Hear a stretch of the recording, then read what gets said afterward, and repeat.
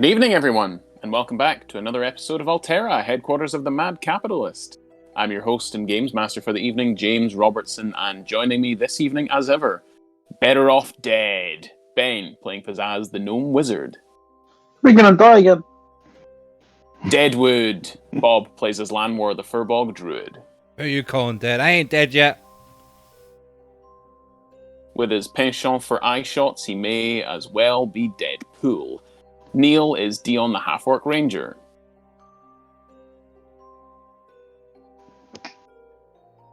Yeah, you're He's also mute this week as well. He's also muted. And dead. Yes, it's TR playing as Glack the Kobold Cleric. Untouched. Just untouched. Time's counting down for you, though. Previously, our heroes, after resting after their previous fight, travelled through the mystery portal in the northern wall of Willowwood, arriving in another plane of existence, that of the shadowy wastes of Disparity, the realm of undeath and suffering, and the dark reflection of the verdant glades of Fantasia, from which most fey creatures spring. Travelling through the barrier between planes seemed to trigger some kind of memories or visions for Lanwor, who seemed able to converse with the party's missing ally, Junkrat the Scorched, who gave Lan an idea of what to do next: follow the black vein-like route and find the truth. Cryptic warning delivered. The shade vanished, and the party landed in Disparity, beginning to follow the invasive route northward into a mountain range towards an ancient crumbling castle. Glack sneaked inside, and after finding some weird plants feeding on oozing corpse, summoned radiant energy to destroy them, though it turned out that these were mandrakes, and their screams drew down upon the party a half-dozen more of the lost, sorrow-sworn creatures that had commanded the legions invading Willowwood. Dion was quickly enveloped in the spiny tendrils of these foul creatures as from below the rest of the party heard a creature blasting portions of the tower out of its way as it approached.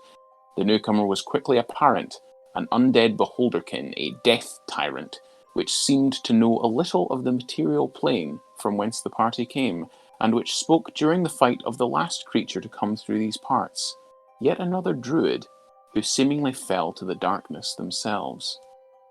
The beholder destroyed, Lanwor took time to bind his wounds and rest after the fight, while his party stood watch. And he dreamed of a time over a year ago, shortly after their rescue mission of the fine fellows of Daggerford, another adventuring party, when he was with Junkrat, the two of them discussing what they'd do now they'd retired from full-time adventuring. Lan said he'd work on the grove and try his best to keep the forest safe, while the kobold had thoughts more firmly on mysteries of memory in Lan's tree clones. And that's where we pick up today, with the group standing at the base of the Mountains of Misery, having made their way down the inner workings of the mountain, down caves, now looking out at barren plains of dust and gloom.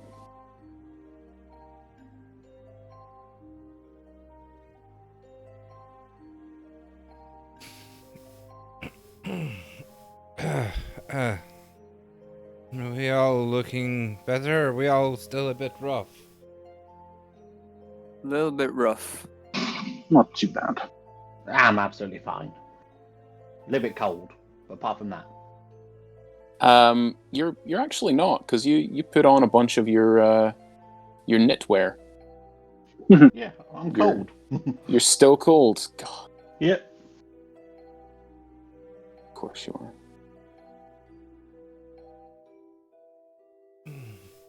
Need to So- get thicker wool. So where do you wish to go? You are currently standing at the base of the mountains. You've just made your way through the caves and portals leading down through the mountain and have come out here. It's truly a barren place. It is, as the name suggests, it is just desolation of the soul. Can you throw up the map? I'm gonna use Cure Winds on Dion. I don't have a map of the plains. So, yeah. So I meant of the ruins we were resting. Oh, in. of the ruins you were in. Yeah. So those are back at the top of the summit of suffering there. So here are the ruins. You have already made your way down and out and through. at this point. Cheers, Lanwor. And another Just- one onto that. Okay. 'Cause it's six- So while Lan spends time healing, your half-orc compadre, the rest of you are just looking out over this plain. What do you wish to do? Do you wish to head off in a direction, any direction, or Which way does the route go? roll a survival check to keep track of it? You see it sort of goes under the ground nearby, but much like any sort of tree root, it does seem to stay underground. You can just make off in the distance a sort of almost Bugs Bunny-like protuberance, and you sort of focus your eyes. It is difficult to see in the dust, but you reckon that could be some sort of tree root, maybe off towards. Well, if you had any semblance of knowledge of what north was, it heads off in a direction.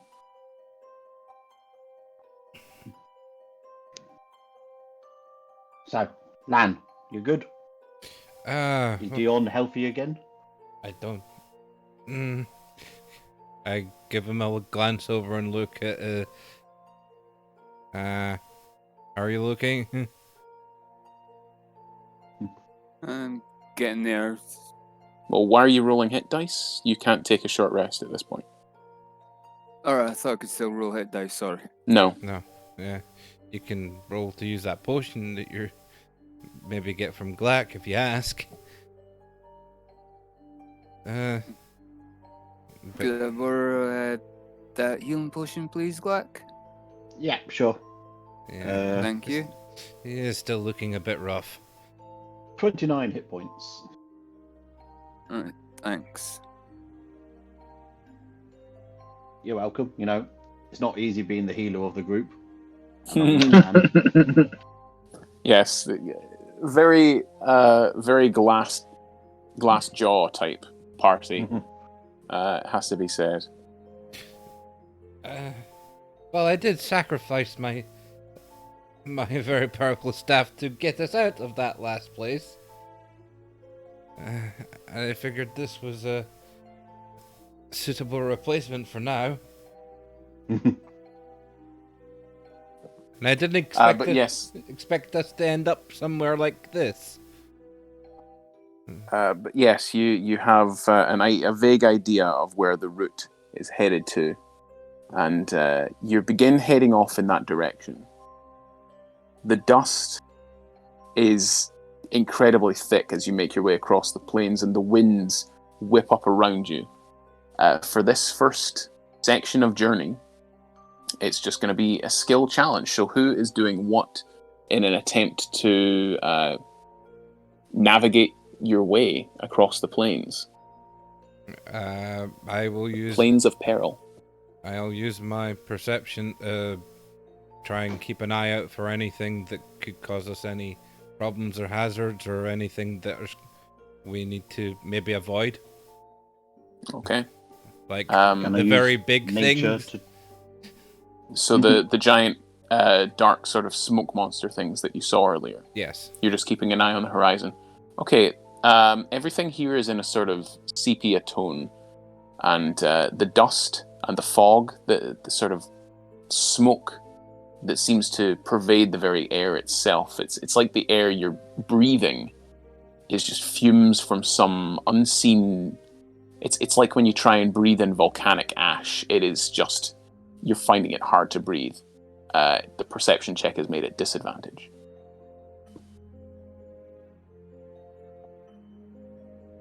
Okay, 20.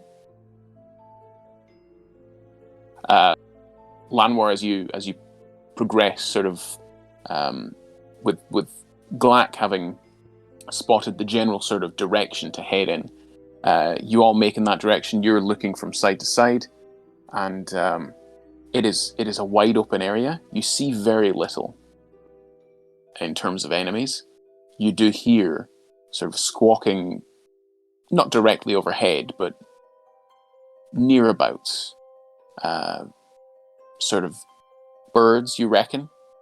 Almost, you can almost make out, like they're mocking you. Like, you can almost make out words in amongst the squawking of the birds, of the ravens above you. But you make your way through the plains, seeing little else. Certainly, nothing gets the jump on you. Who's next? It's one success.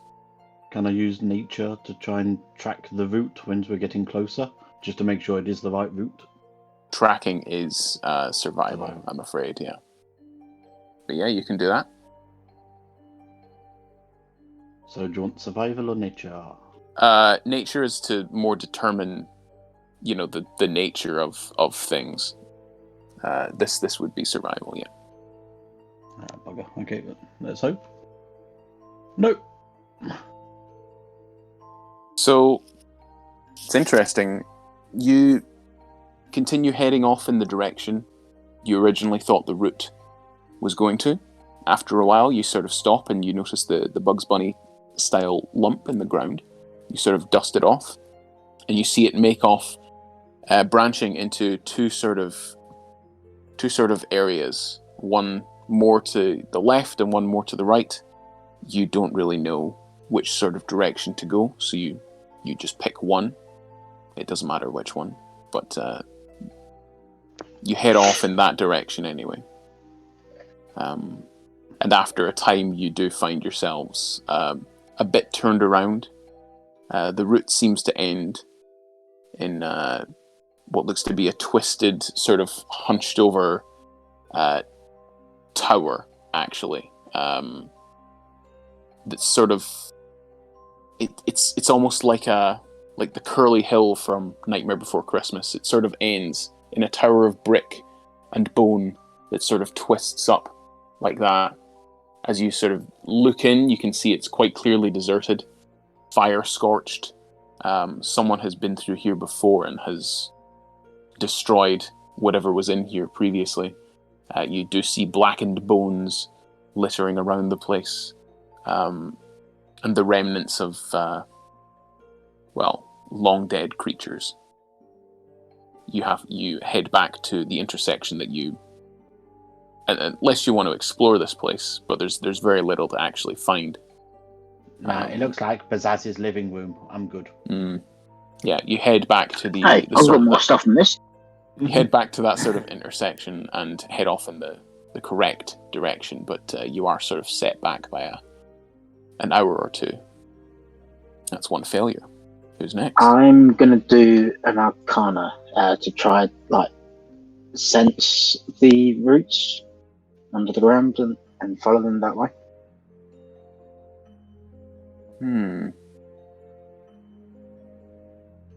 Arcana to sense the roots.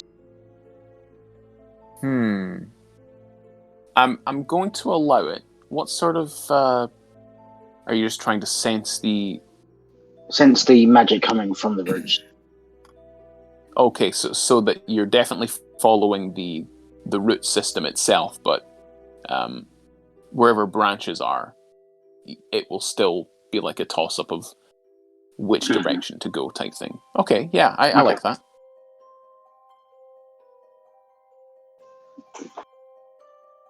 So that's a 28. Okay, 28. That's another success. And it's difficult as you make your way across the plains, Glack sort of leading the way, trying to focus on the roots. You're sort of assisting in this. You are managing to pick through the earth itself, which seems almost baked, like black sand. It's like you're trudging through black sand, sort of, or swamps. Just this incredible weight on your shoulders of apathy for you as well. Glack ahead of you shivering, and Dion behind you sort of absent-minded. It's difficult for you to pick through the intrinsic magic that seems to be lingering in the air, but do it you shall. And you focus as you reach that tower, the twisted tower, you sense a great deal of magic almost like a sort of residue, perhaps, of some sort of magical explosion. And as you reach out into the darkness, you feel the remnants of various kinds of arcanite. Some sort of explosion of arcanite here took place. Probably yellow arcanite, you would obviously believe. But you do manage to, as you pick your way back through the landscape and regroup at that sort of the fork in the path, you head off in the right direction, sort of guiding Glack as you do so. That is another success. But there is almost arcane energy in the air in this plane. As Dion, are you helping anyway? Sort of skill would you like to try use? and see if we can do this quite stealthily. Okay, so you're organizing the stealth. Attempting to, anyway. Yeah, I'll allow it. So in what way are you trying to... So you can obviously sort of crouch quite close to the ground and sort of shield yourself from prying eyes, but how are you attempting to make sure your party aren't being followed? Are you covering them with like Arnold Schwarzenegger in Predator style with mud or what? I've got a cloak, so try and get everybody under my cloak. Okay, well, it is a one person. It's not exactly a 4-person cloak, sadly. Okay. But you hold your cloak tight around you, and you yourself, with that roll, are managing to sort of.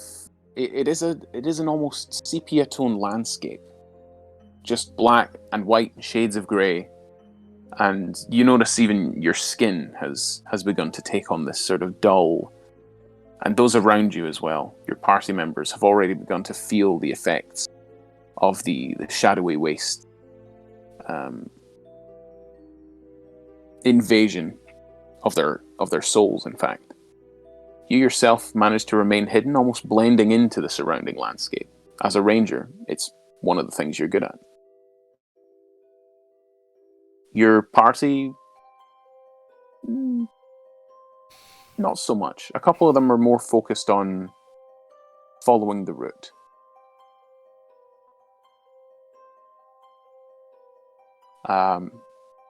The final check is mine.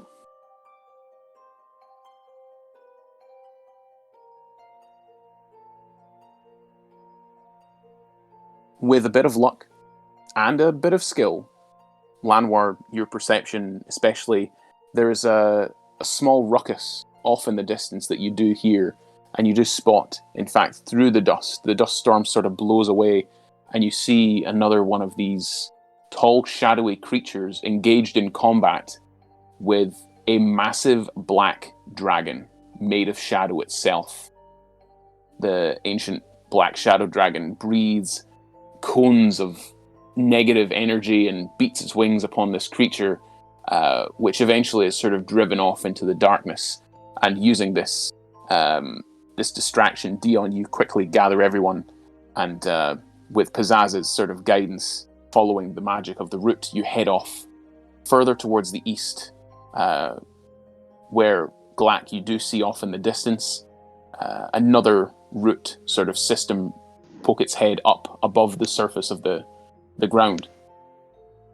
You head off in that direction, and after about another hour of travel, so you've been following this route through the dusty wastes for about 2 hours now, 2.5, 3 hours, having gotten lost once. You stumble across a rather curious sight. A sort of shack, just all by itself, half buried in the ash plains. Dim lights on inside denote some signs of life, or as much life as is possible in this place. And you hear the slow sort of creepy kind of music that you've begun to, but you hear the background music that is currently playing, basically. There's a wooden sign above the door, but you can't make it out through the fog and through the smoke and the sand blowing in your eyes as you head through this area. There is nothing else in the surrounding landscape, and in fact you seem to have lost sight and sense of the route. It seems to almost burrow deep underground.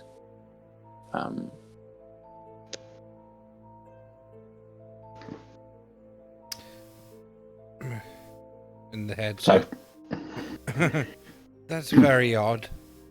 Do you not feel that's a bit odd, fellows? I mean, the creepy shack, yeah. Hmm. But there also doesn't seem to be that much around here. It could be the only. It is fairly large. It's about 100 foot long, and the back half of it seems to be buried in dust. There are a couple of hitching posts outside, and let me see. Actually, yeah, it would be all four of you. All four of you see these black, leathery, winged horses with pale, milky eyes. And one of them seems to sniff the air and look in your direction and snort and go back to drinking out of some sort of trough that's nearby. There are about 4 of those creatures. Pizzazz, have you heard of a tavern in this realm? Again, I've just read the book. I've never been here. I don't know what's going on. The book doesn't seem to tell you a lot of this place. No, it's mainly spells. Not. It's not. It's a travel log. It's not a travel log, guys. I wish someone had written about this place. At least then we'd have a vague idea what the hell was going on. It is very strange, a tavern-esque place being here, but it seems to be the only semblance of life, whatever is in this place. Should we have a look into this place? I mean, what we've come across so far tend to be just mindless beasts. Apart from that beholder thing, that seemed to be pretty sentient. There might be other Noids here. I mean, there's definitely zombies. Oh, we can always ask a question, can't we? You know, before we have to punch people. Yeah. Yes. So And we do you need to mind find letting out where us this past? route goes. Maybe they know. So, attentive, should we go and have a look in and see if it is a bar? But as is walking towards the door. Can I sneak Yeah. look in the window? Roll perception with disadvantage. Disadvantages. No. I always forget which button the disadvantage one is. That one. Control. Yeah. Catarl. 15's not bad. 15. It's incredibly murky and grimy, and it's only dim light inside, but you can see shadowy sort of shapes. A few hunched around tables, a few behind a bar. You can hear low noises of people. Noids, possibly? You can't tell from here. Speaking. Let me just bring up this next map. Okay. There's just some dudes drinking, so let's grab a drink at least. Maybe they get like a hot toddy or something. Maybe. Maybe a necrotic toddy. I mean, I'm game. So Glack is by the window. The rest of you would be slightly further south. Pizzazz was walking towards the doorway. Ah, well, that's the doorway there.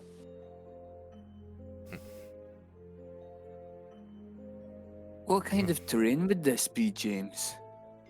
You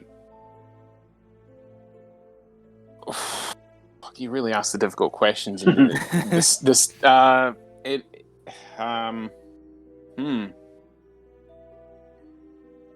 Desert, I would say.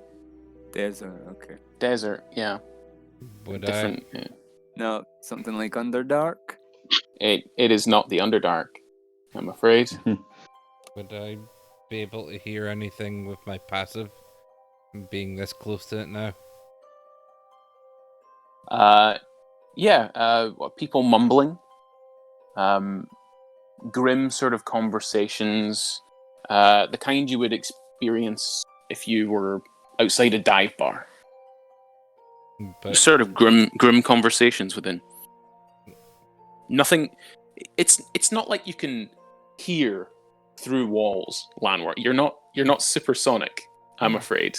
You don't have one of those Batman cowls that enables you to listen through walls. no, but reading lips. Yet. but And I remind you that as well that 2 of your party members, I think, are still deaf unless you healed them with lesser restoration. no, we've been communicating mostly with the Yeah. headset. That's entirely fine.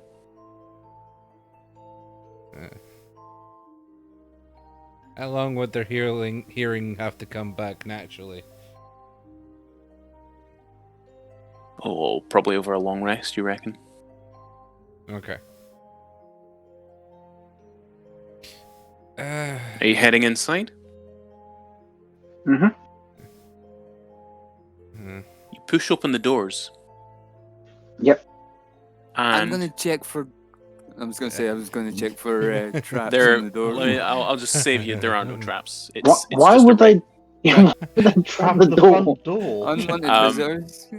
If you're I will locals, you're gonna know like a secret knock or something. It's an unsavory place. I will say as well, as you get up to the front door, you see the sign above the door says "Last Hope." You make your way inside and you see a rather... It's not squalid so much. You reckon that were this in a more savoury sort of neighbourhood, it would be nice. It's large. It's not especially welcoming. And as you push open the doors, everyone in the bar, every single eye, turns towards you.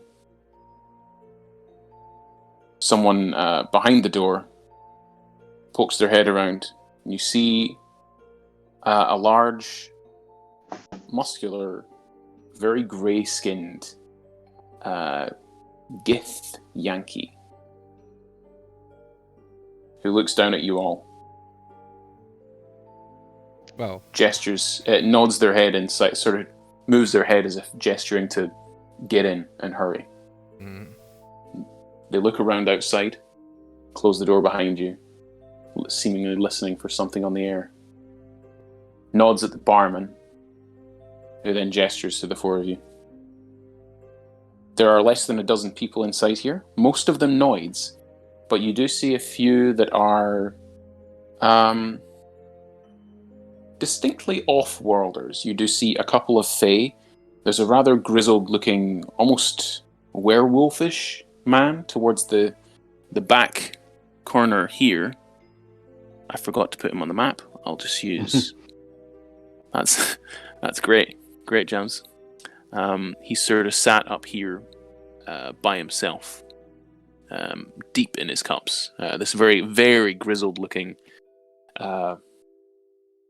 man with sort of quite large hands, and dual swords at his waist. Everyone else here, they all look of the all the humanoids. They all look of the adventuring type. Clearly, people who are able to either plane shift or at the very least handle themselves in a fight. They look roughly tier 2-ish adventurers. But you notice that the noise, the level of conversation dropped completely as the doors were open.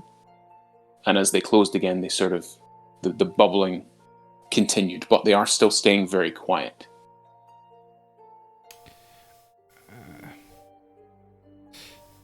Yeah. Oi, Zen, can you get somebody to fix my ears? I don't know of anyone here. Does anyone have any gold? If anyone from looking here that looks sort of wizardly, or Roll an insight check.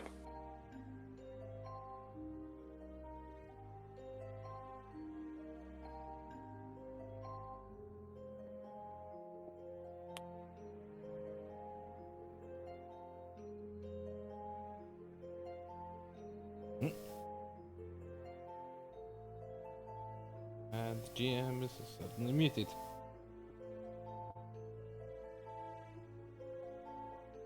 Sorry, it only just showed up for me.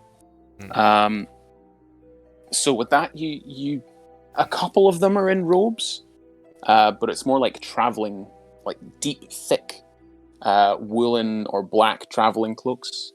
A lot of them clearly designed for comfort rather than or staying warm against the elements of the shadow winds. It's difficult to see. Most people are hooded. Can't really tell.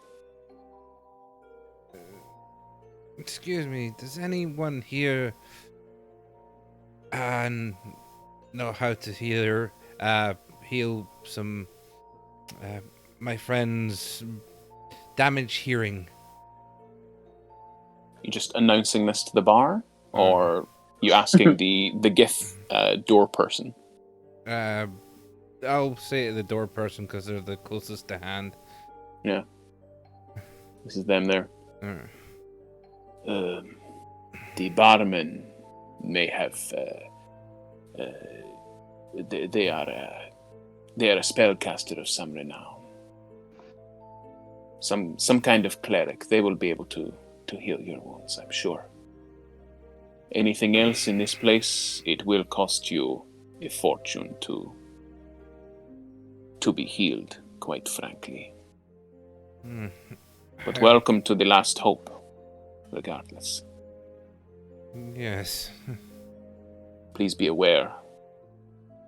Sounds of combat carry especially well around the plains, so please keep noise and brawling to a minimum. The last thing we want is to be discovered. You understand? Yes, I have seen the very large and imposing things that haunt this realm. I would not dare attract them. Perhaps then you'll survive a little longer than the last group who came through. Last group? Groups of adventurers are forever finding their place to the realm of lost things, the realm of death. Some of them are not so lucky to reach the last hope as you are. Yes. And you suddenly flash back to that tower where the explosion happened.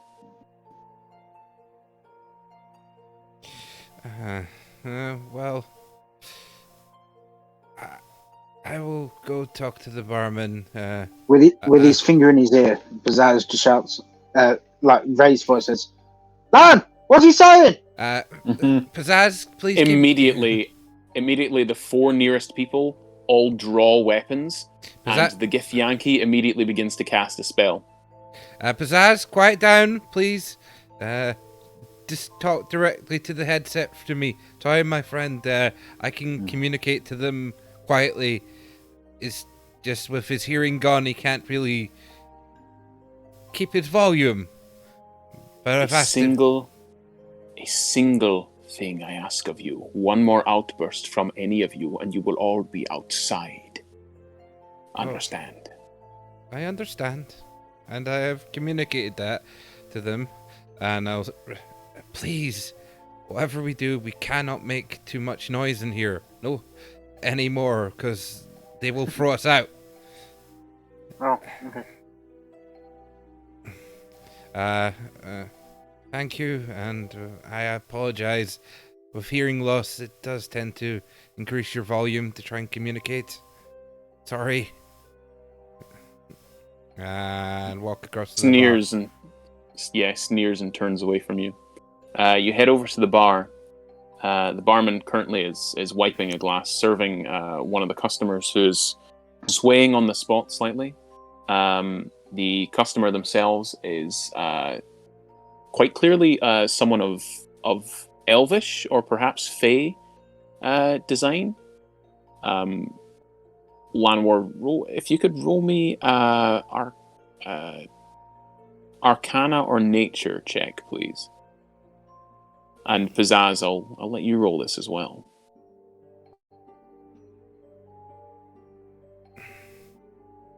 28.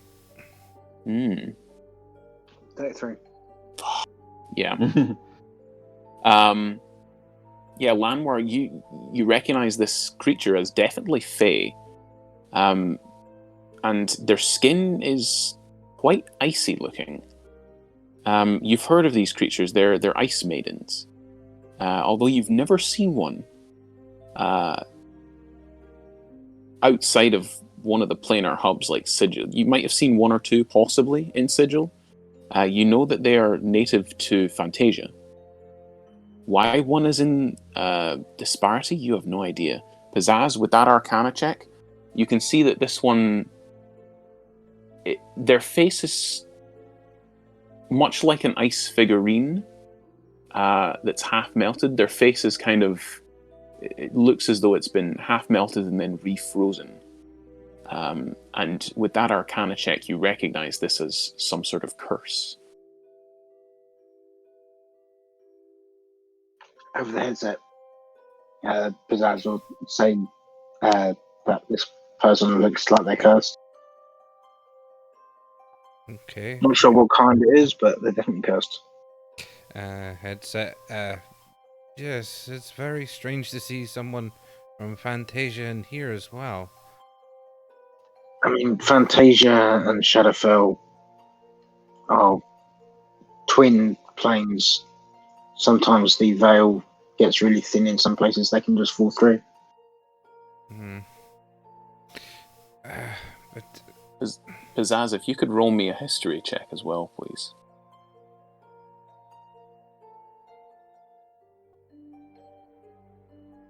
$16. You recall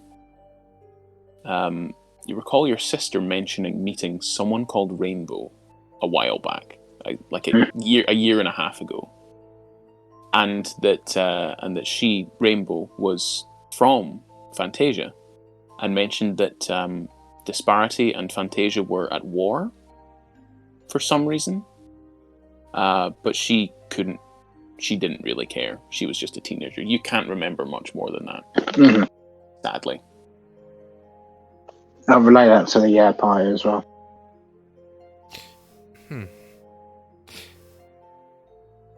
Strange. Then that maybe they got trapped here when a skirmish happened or something. It's quite likely. But Now they were like a prisoner of war or something like that. maybe.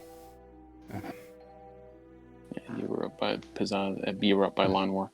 The bar person comes across to the group of you. Dion, are you staying by the door or what? Yeah, I'll go up to the bar. Cool. The bar person comes over to you. Dark skin, sort of like even in the sort of sepia tone, sort of black hair, brown skin. The hair's slicked back, and their eyes have a shimmer of gold. One of the few sort of pinpricks of color in this place, but they do shine with a sort of almost a ferocity that you don't often see. They smile, and you can see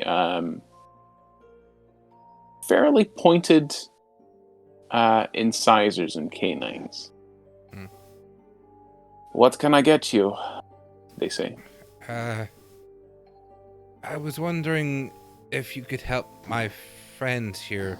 They seem to have lost their hearing, and we wouldn't want them to be having a shout, as your friend at the door has warned us of.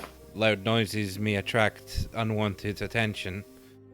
Yes, very unwanted attention. Uh, But if they do shout, that will be the end of them. They will be turfed out of here, and you along with them. I meant to drink, but I can certainly heal them. You all look like capable adventurers, though. Are you not able to heal their we're currently fiction? Actually trying to do something, and I'm fairly tapped for magic energies now, and I need to save some of it for possible worse dangers. I see. Unless you have somewhere safe in here that we can rest for a longer period of time. We do rent out rooms, but, well, we only have the one left down in the basement, and it is currently occupied by a less than savory creature, and, well, we have barred the doors so it cannot get up, but... And keep on feeding down, well, a narcotic, quite frankly, to keep it subdued, but it is incredibly resistant to all forms of removal, attack, so we just sort of let it be down there. It cannot burrow up through the ground. It is magically reinforced. If you clear out this creature, you can stay the night, but in your state, I doubt you will survive against it. Meanwhile, with your friend's deafness, I do know a concoction. It does take a little while to brew and is, due to the scarcity of the ingredients in these parts, incredibly expensive. What's he saying, Lan? I relay what he's been saying to the two deafened people. Open channel on the earpieces. Mm-hmm. Yes. Okay. Can you order me a hot drink? My friend would like a hot drink. What do you have? Well, we have all the local specialties. We have smoke brew tea, ash cloud vapor. We also have black coffee. Of course, we're not savages here. Oh god, yeah, definitely a coffee. A black Get a coffee, bit jittery. of course. And how do you take it? Do you gestures at behind them? Realizes he's talking to someone who's deaf. How do they take it? Gestures to a range of like liqueurs and whiskies, all the way along to vials of dark, sort of scarlet liquid. Oh, what's that? He asks, what's that? Well, it is blood, of course. Oh, I hope it was magical or something. He was hoping for something magical. I don't know why. Okay. Well- I'll take it as black as Bazaz's soul. No barman worth their soul would not suggest that this is not medicinal, and gestures to a very fine-looking brandy that is on a cushion of its own underneath a glass case. He suggests 500 years old. It will, well, let's just say it will knock any cobwebs that you have off, and possibly blow the brain out of the back of your skull as well. really all that to him. How much? He's asking how much.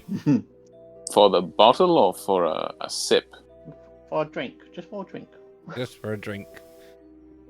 Or is the first taste free? No, it is 1,000 gold a sip, 1,000 but gold it is incredibly curative. We only accept gold, I should say.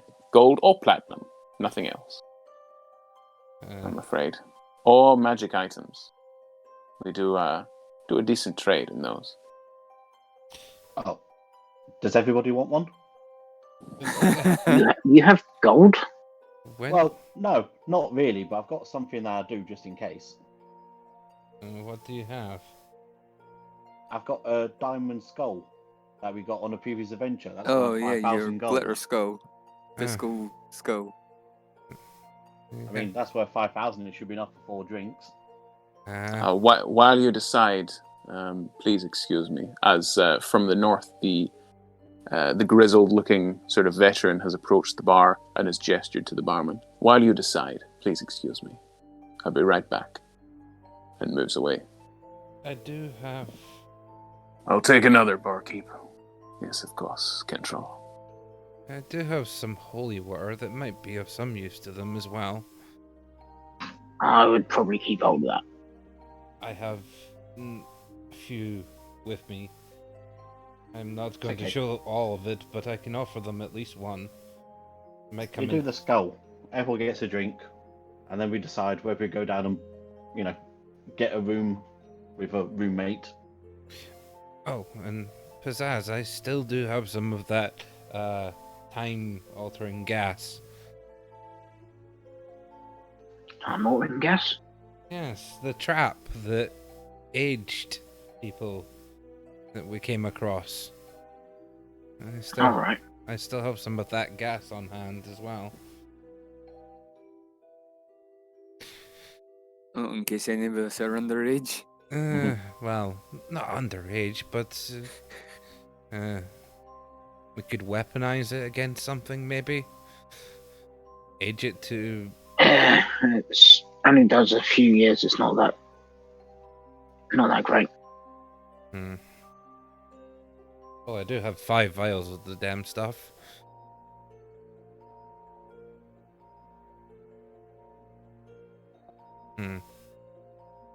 Maybe we could make something with the Arcanite to make it more powerful.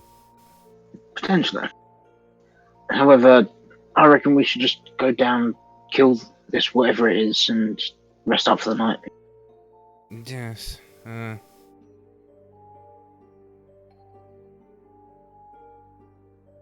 We can get you a drink later.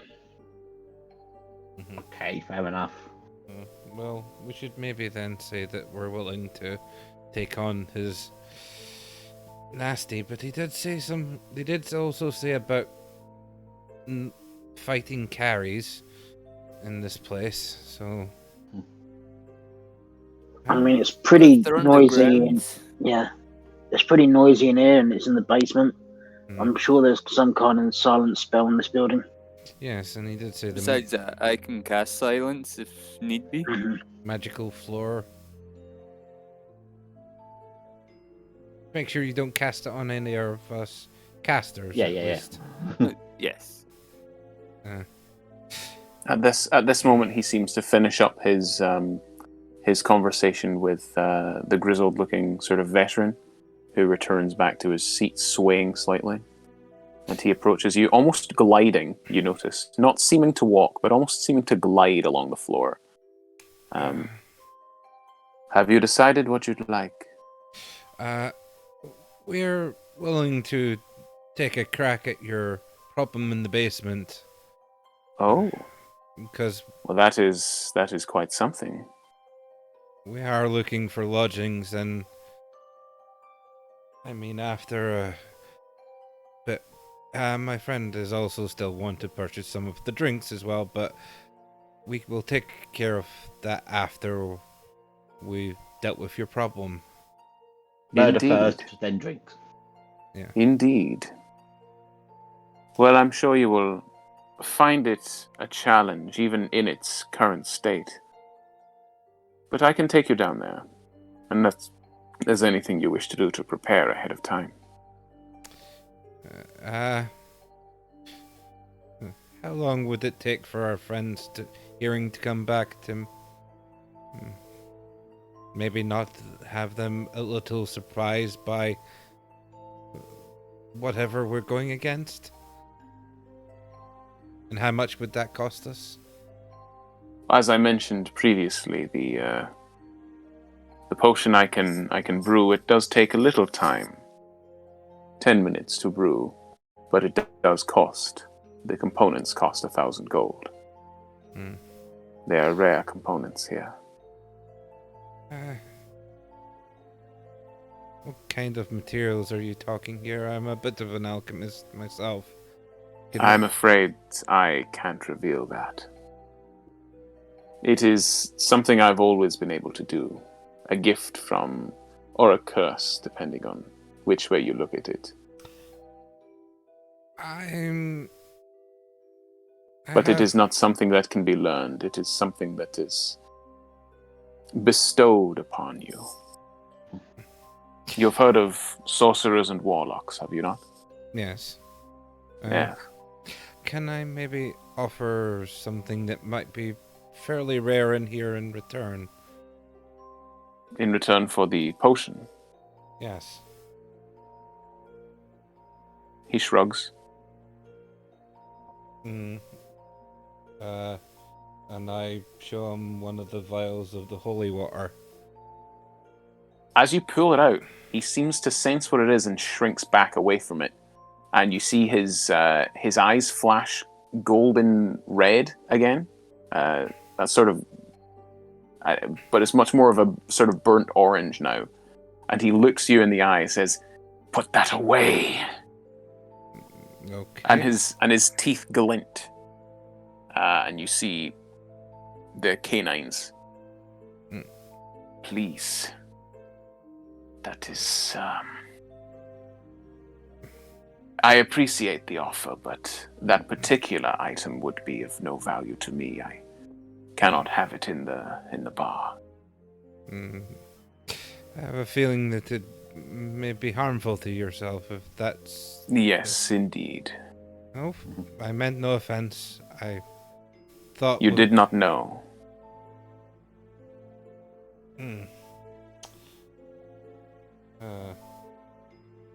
I try to keep my curse hidden. This is a wondrous place, this plane. It's the only place for me.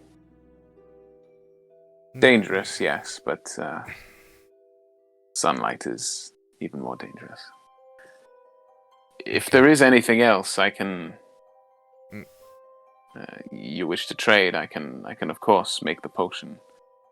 I will say to Glack that how much the potion was going to cost, and will offer to give up my portion of the drink if he still intends on buying the drinks with the skull as well. No, we go punch the things downstairs first, and then we can sleep, and maybe we get better then. Sorry, I'm so sorry. The potion is 100 gold. The incredibly rare brandy is 1,000 gold. That's my mistake. I'm so sorry. Okay. I'm looking at my notes here. It's 100 gold to get the 100. It is 100 gold to get the potions to heal your... Okay, well, in that case, let me take 2 potions for me and Pizzazz, who's also a bit deaf. And can I have? We take 4 drinks when we come back after killing things, and I take out the diamond skull and put it on the thing. That's about 5 grand. That should be enough. Are you sure you wish to part with something of this nature? I mean, if I'm honest, I was using it as a footstool. But with a diamond this size, you could bring anyone back from the dead. I mean, over the earpiece, can anybody bring somebody back from the dead? Nope. Well, kind of. Well, okay. Let me specify. Bring somebody back from the dead that wants to be brought back from the dead, not your way. I mean, they want to be brought back from the dead. They're just not technically alive when they come back. I could bring back people, but they kind of change bodies, and they might not come back as the same race. Do you need a diamond for this? No, I don't think I need a diamond for it. Can't remember what quite I need for that. But I don't... Okay, so we can't use it anyway, and let's face it, if we're gonna die, we're gonna die. I'm afraid none of our party are powerful clerics. But your green kobold there wears the vestments of a cleric. Yeah, but I'm more of the punchy kind, not the healing kind. I see, a cleric of war. Well, I shall Cleric of fist. take the skull. It will make a fine ornament. In the meantime, he produces a key from thin air. The door is behind the bar. Please do come. Any preparations you do wish to make, once you go through this door, I shall not unlock it again. The magical wards are a pain to reinstate. It causes silence once the door is closed and locked. Oh. How big is downstairs? Do you have a little map? Can you draw us a little map? I do. Let me just put that critter to the GM layer. It's on the same map as the bar, but you are essentially going down the stairs to get to this area here. Does anyone have any spells they wish to cast before we go in? Oh, wait. Did we find out what this creature is before we go and kill it? Nope. He's got the key in the lock and looks around. I'm not sure myself, and no one who has gone down there to investigate it has ever come back again. Okay, fair enough. I'm afraid. But it appears to have made its lair towards the furthest back bedroom. Though I would advise caution, discretion, stealth, perhaps, if you plan to ambush it. It is rather adept at hiding and camouflaging itself to its surroundings. It appears to be an adaptation, a mutation, as it were, of one of the prime material creatures. But I know not which one. It's like a giant worm or a lizard, I think.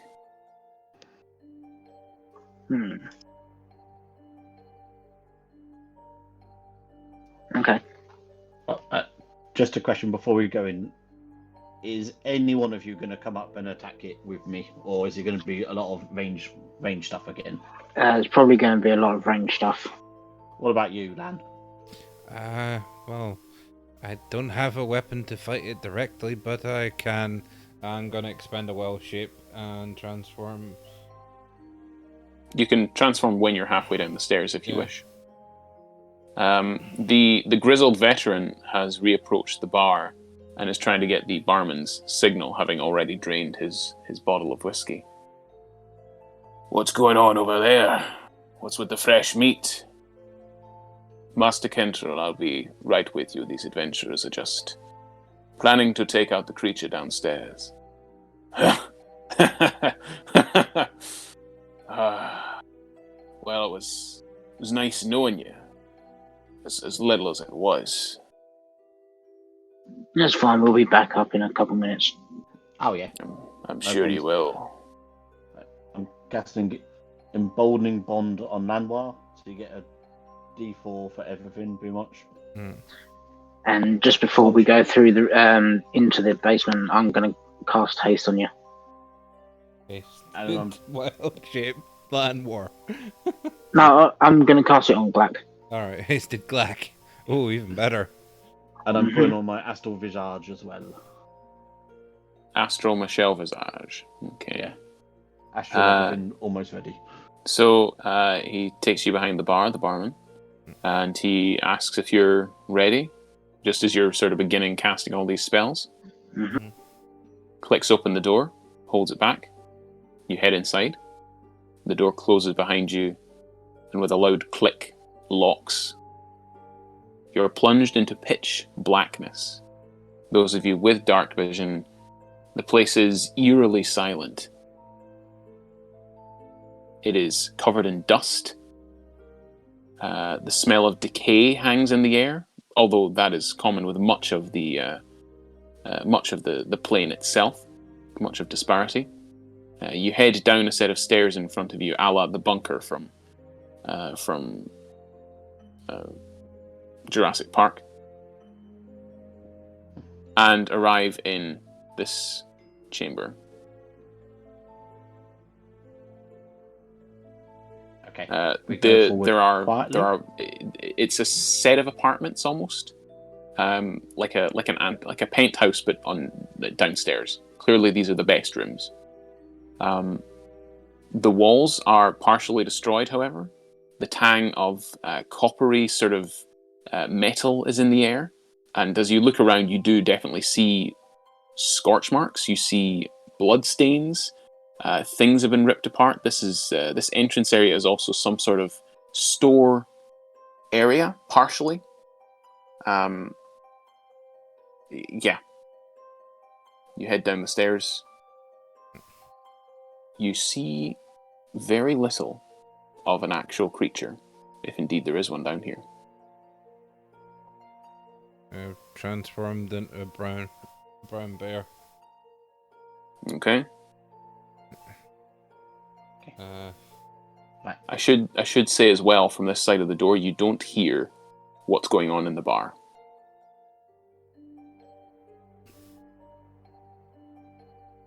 No, he did say that it casts silence on silence, so that's not to be expected. At this point, if you wish, you can cast haste and emboldening bond and all that sort of stuff. Yep.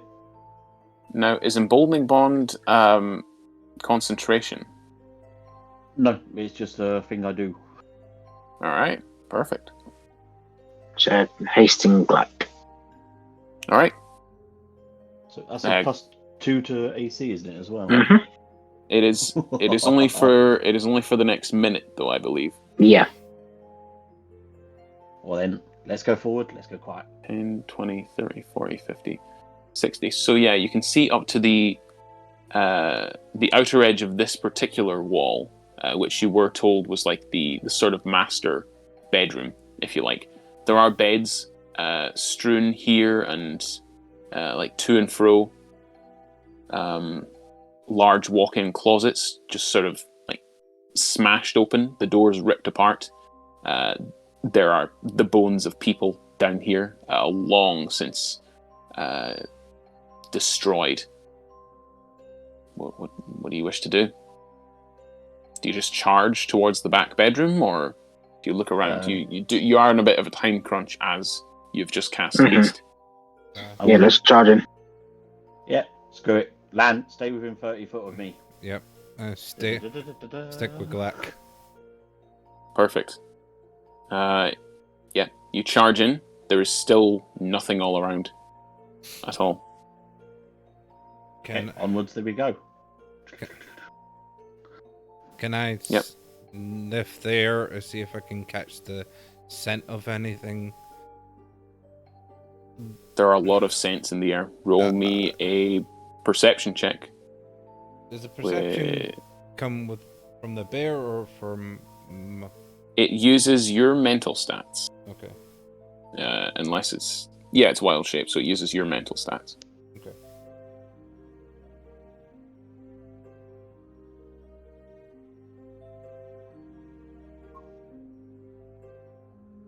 +27. Plus the 4 you can. With disadvantage it was. Even in here? Yeah, it was very... like I said, it was a lot of scents in the air. You're trying to pick out the right one. And as a bear, your senses are much more sensitive to the scents of blood and dust and ash and decay that are all around you. So you do have plus a d4 though.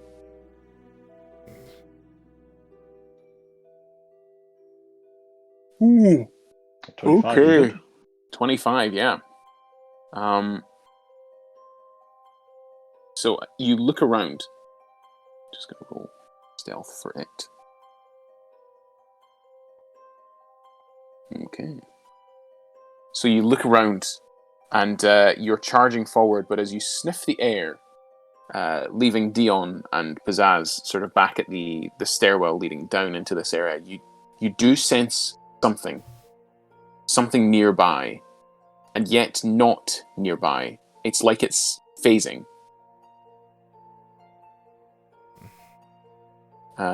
You do smell something in this area and something in this sort of area, which you've just charged past. Where was the first ping? Up here. In the top room. Yeah.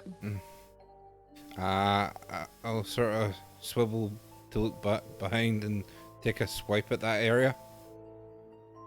Roll an attack roll for me. As you just do your bear roar. Yeah, and your bear arm finds purchase in something's skin, and you just tear a big chunk of skin away. And then as you get slightly closer and you sniff, it's a strange sort of feeling. And then you press down on it with your paw, and almost it crumbles away. It's like something has shed a really large, almost iron-plated, scaled skin. As you hear a from up in this direction, as on a great many feet, you see coming out. I'll shift it from GM layer. 2 options you chose poorly. Onto the token layer. You see a monstrous looking, quite clearly at one point, and you've all, Pizzazz especially, being arcanically minded, would have studied monsters, and Dion, you might have hunted one of these, but this is grey-skinned, like its armor is made of iron plating, or a rock, or granite, or something. And it skitters on too many legs. Its jaws open wide, and you can see them opening vertically, and also splitting apart once they reach that state of full opening, horizontally, a bit like Predator, and summoning this giant line of lightning and necrotic energy. At this point, we roll initiative.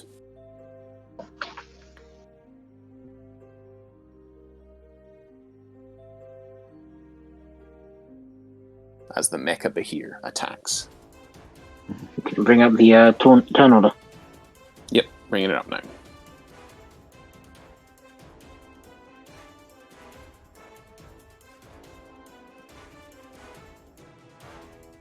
Let's see.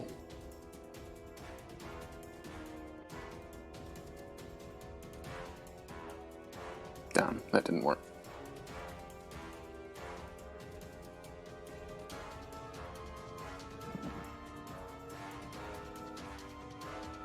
For goodness sake, come on. Add turn. Piece of crap. And it rolled.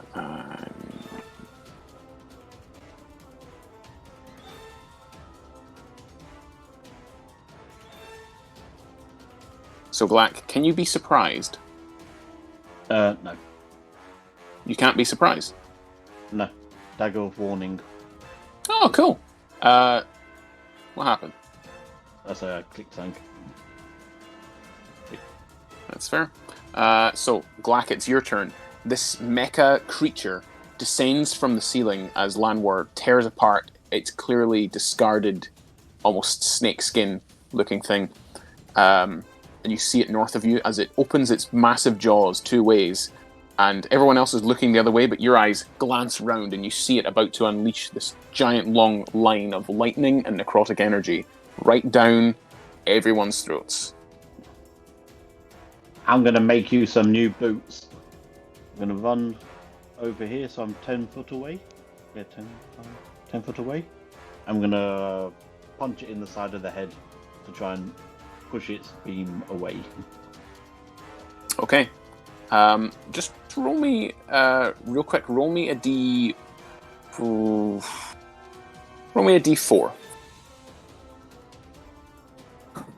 Okay, so that's how many, sadly, you wanted to roll, that's how many rounds have passed from the haste, just so you're aware. So you got six more rounds of haste. Enough. Yeah, it's your turn. You've got your astral self up. You've got your reach of 10 foot. Yep. As you get into its range. Does it? That's a 5 foot. That's got a 10 foot reach. It's going to snap out at you with its tail. Doesn't have advantage because you're not surprised. It's a 19 to hit. Nope. Okay, yeah, I rolled quite low, sadly, for it. But that's its reaction, as it tries to lash out at you with its tail. But you just leap over it and start star platinuming. Roll your attacks. Okay, so first punch. I'm gonna stick the extra 6 in there for that's the first punch. Yeah, as you punch into it, its scales seem to tense, and it seems resistant to pretty much every punch you're throwing at it. Is resistant to radiant? It seems to be, yes.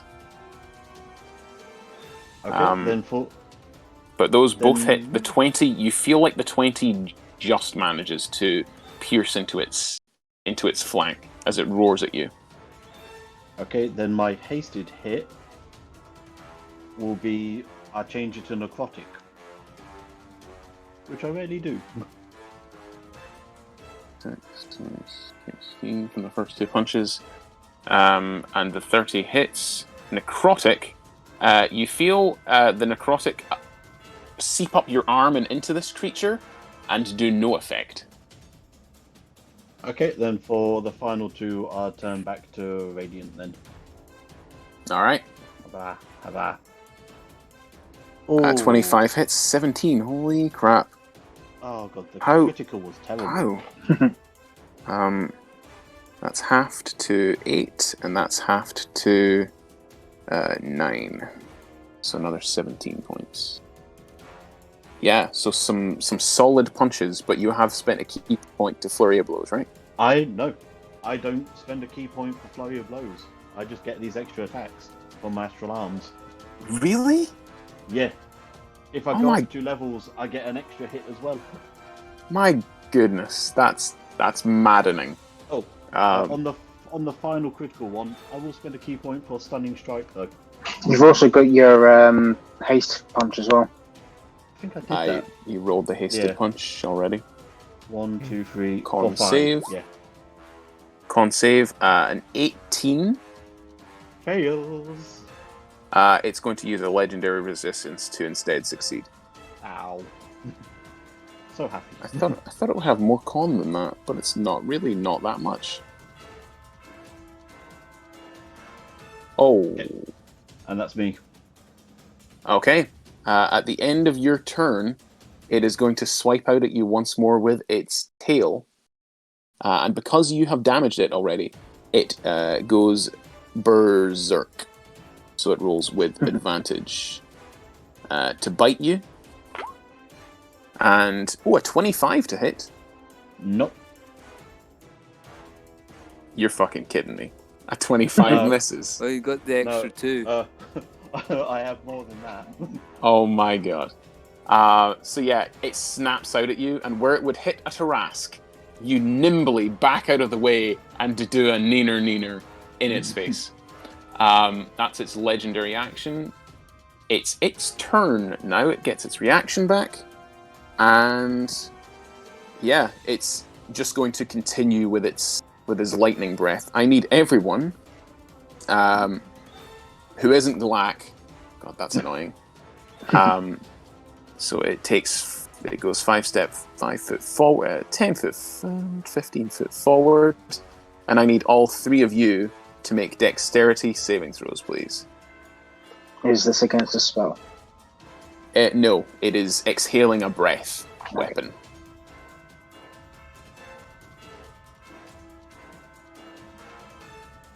Sixteen. Oh dear. Those are both fails. That is also a fail. So this I is get going. +2. +2 from what though? It's in my cloak. Why isn't I've it got a factored cloak. into your save already? Because you got a +10 to your save. It was a custom cloak I made. Is it? What's your dex? What's your dex modifier? My dex is 16. So it's a +4, +3 rather. Yeah, sorry. Where's the other +7 coming from? That must be factored in already then. I think it must be, because +10 is high for someone who doesn't get proficiency in dex saves. Or do Rangers That's fair get enough. Rangers get proficiency in dex saves, right? Is it marked with a black dot? Yes. Whatever. We'll say you get the +2 for now, and we'll check it out for next time. 20 just makes it, so you're going to take half damage. As I roll Okay, all cheers. of this damage. Lightning damage, you said. It is lightning damage, and it is 73 points of lightning damage. Ow. It is 12 die 10. I'm down. And, for fuck's sake, you do take half though, Dion. So you take 36 points of lightning damage. How much did you say? And so you, Landbear, you failed, so you take 73 points of lightning. Pizzazz also, unless you want to cast, and Dion, I think you might have absorb elements as well to give yourself resistance. But Landbear, you I most don't definitely think I failed. do. That's a shame. Check. But Dion, you take 36 points of lightning. Pizzazz and Landbear both take 73 points of lightning. And Well, that wasn't going to be very well for me in melee combat anymore. yeah, as Lanwor reappears, and then so that's his lightning breath. You did roll your d4, didn't you, Lan? That wouldn't have made a difference. I had a 4. Ugh. Uh, There's no saving you. After that, it's going to reach out and attempt to constrict Glack, I think. Because Glack is causing problems. Plus 15 to hit. Oh, a 29 this time. Unfortunately not. A 29 misses? Nope. You're very close though, if it helps. A 29 misses. What monster have you created, man? My armor is 30 at the moment. Yeah, it reaches out with its tail and tries to latch around you, but it's almost like you shed your skin as well, and you just are suddenly 3 foot beside where you once were. Wow. Plus 15 to hit. I've not hit you yet. That's this is amazing. I love this. That's the Behir's turn, however. Actually, at the end of its turn, because I like doing what Chris does and rolling the recharge ability on the round previous. Okay, so you watch as the lightning in its jaws does seem to be pretty much all spent from that massive, massive blow. Initiative count 20. Its lair... I won't do a lair action just yet. Dion, the hunter. I'm gonna. Now, from the 36 damage, did that take you down? Or are you No. still up?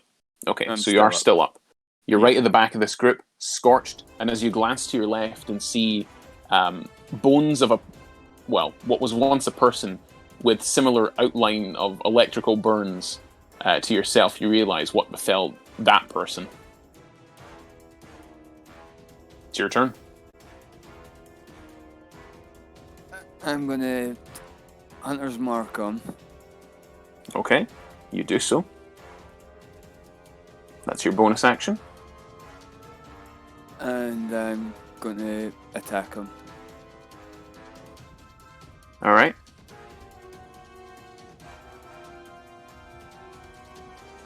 Uh, 16. Pew, fires completely wide. Missing. I'll do my second attack. 23 does hit, so it takes the 12 damage plus the 9 from your Hunter's Mark. It takes 21 points. Halved to 10 because it's resistant.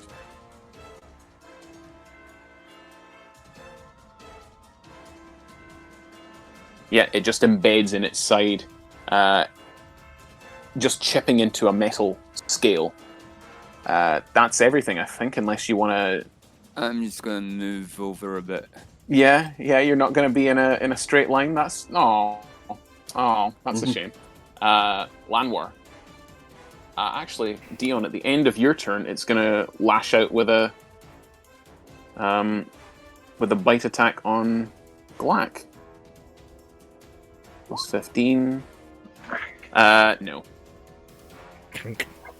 No, it rolled below the 15 it needed to hit. These are good damages as well. It's rolling above 20 odd damage. It's rolling above 20 odd damage each time, but it just keeps on missing you. As you watch metal-plated teeth bear down right in front of you, Glack. As Lanwor, it's your turn. Can I quickly make an action? Make a quick conversation with Pizzazz. You can shout at him. Well, or for the headset. I think it was a bonus action to use the headset, wasn't it? In combat? Or a free action outside of it? If I remember correctly. We didn't actually say anything about reactions or actions. It was just... Then we can just treat it as talking then. So real quick. You have 6 seconds worth of talking. Use fire on it! That was my plan. I cast elemental... Kill it with fire! I cast elemental bane on it.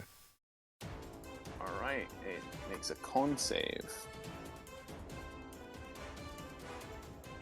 Plus 9. Ooh. 17 fails. So... Ooh. Does it use the legendary? Yeah, it's going to use a legendary action to succeed, I think.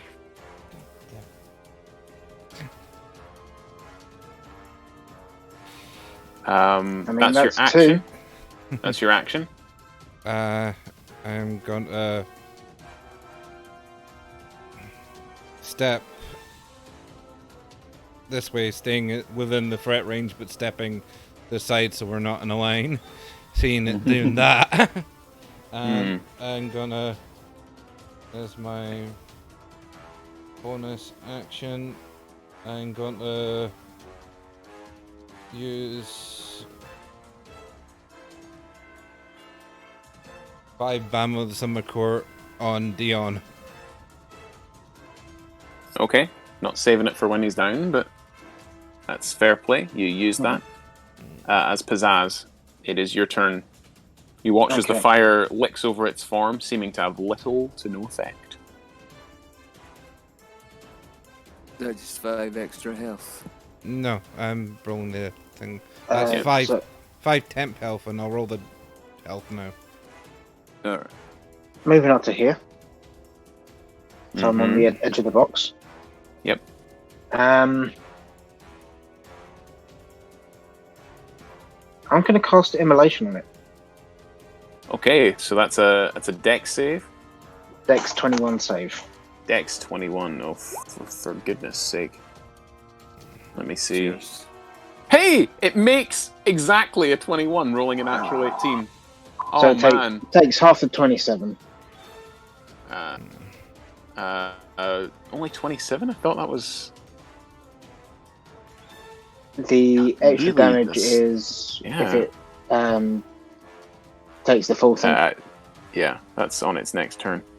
Uh, That's really crap roll as well. 2 1s in that 8 die 6. That's really disappointing. Takes 27 halved to 13 points of fire, and its resistance, so it's halved again. 6.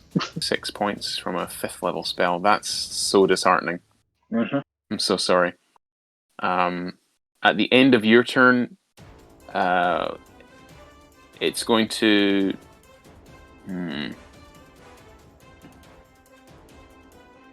Yeah, it's just going to attack Glack again. I'm sorry. Makes sense. Yeah, it's gonna try and chomp down on you because it's gonna hit eventually. It's got a plus 15 to hit. Nope. 30 damage it would have been as well. That's mad. That's insane damage from a legendary action. That's its turn. Glack, back up to you. As this thing has just been chomping at you, just beasting all the damage from your party members.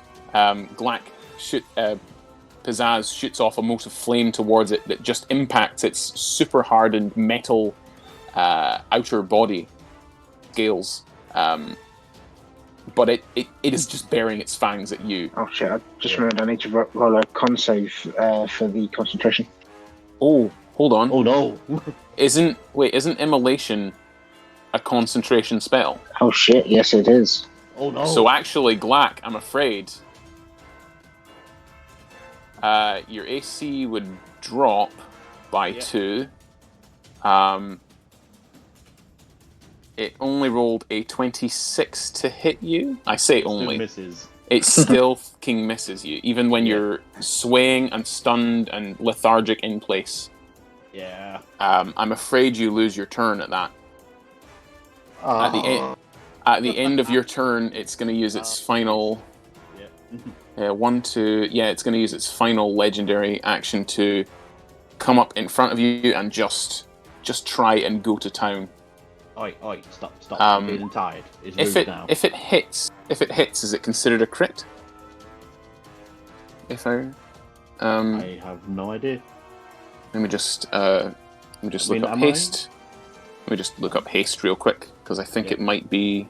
It's me that gets the exhaustion. No, it's the creature that's cast upon. The target can't move or take actions. Okay. So yeah, you're not thingamabob. So it's not an auto crit. However, I did roll a 33 to hit you. Yeah. So you do take 23 points of piercing damage. 23 points. Yep. And that's its legendary action. As it's its turn now, it didn't get its lightning breath. So it is going to attempt to constrict you now. Okay. One with its bite and one to constrict. So, yeah, constrict. That is a natural 20. To constrict, I'm afraid. Okay. You can't contest it because you're incapacitated because of haste, sorry. Oh, my dude. I'm so sorry, I completely forgot about that.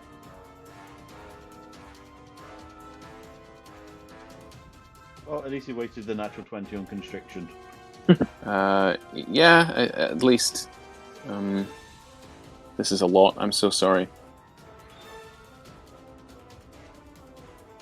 So, 6, 29. 29 points of... 29 points of bludgeoning damage. 29 points. Yep. And 15... plus 4. 19 points of slashing damage. Yeah. And you are grappled and restrained. And since you are restrained, it is going to attempt to bite you and swallow you. And since you're restrained, it has advantage to hit, plus 15 to hit. Oh fuck! That's another crit. Oh my goodness! And that's 40. Give him indigestion. Oh my god! This is a lot of damage. That's 43 piercing. It's like it comes in waves. It ebbs and flows. And after missing so many times, that's 2 crits in a row. It does 43 points of piercing damage, and you are swallowed. You're not grappled anymore. While swallowed, you are blinded, restrained, has total cover against attacks. Yeah, I'm down. That's fair. I had 42 hit points. Oh dear. Oh man. If I die for being swallowed, I'm going to come back and haunt you, Pizzazz. Sorry. Oh my, yeah, the dangers of dropping haste. Were you not death warded by Lanwor? No. No? Okay, I thought 2 of you were death warded. So Glack, you're restrained and have been swallowed by the Mecha Bahir. And at the end of its turn, oh no, if someone damages it enough, at the end of its turn, luckily you're not taking lightning damage as the lightning breath fails to regenerate. Dion the Hunter, you've just watched as Glack just the thing has clamped its tail, squeezed the life out of him, crushed his poor broken lethargic body, and just chomped him down like he was a Dairly Dunkaroo. The end just goes, oh, that's not good. Yeah, no, it's not good. It is your turn, and then Lanwor's on deck. Did I death ward them? You've got me thinking there now as well. I don't think you did, because I rarely get touched, so I think that's... I can't remember what we did before we came in. This is why we take notes. Dion, it's your turn though. It is Because I still have a marked by quiver you, of Hunter's Mark. fire, I'm going to turn my arrows into flaming arrows. Perfect. It's not weaker to fire. I mean, it's resistant. It will still take damage if you flame it. But roll your attacks anyway.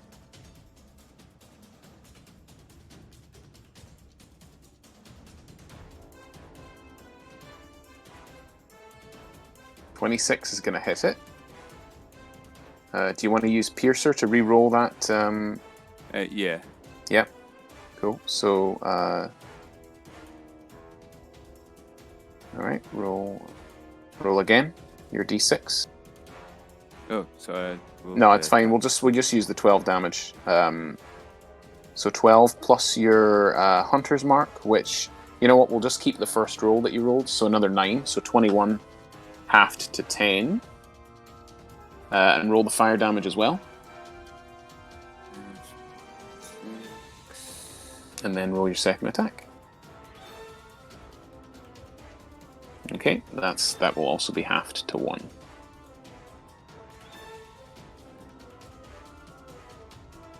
You know what? No, I'll be kind. I'll count that in at the earlier one. Second to 29 does hit. That's decent damage. And your fire arrow, please. Ah. 12 plus 9, another 21 damage, half to 10. So...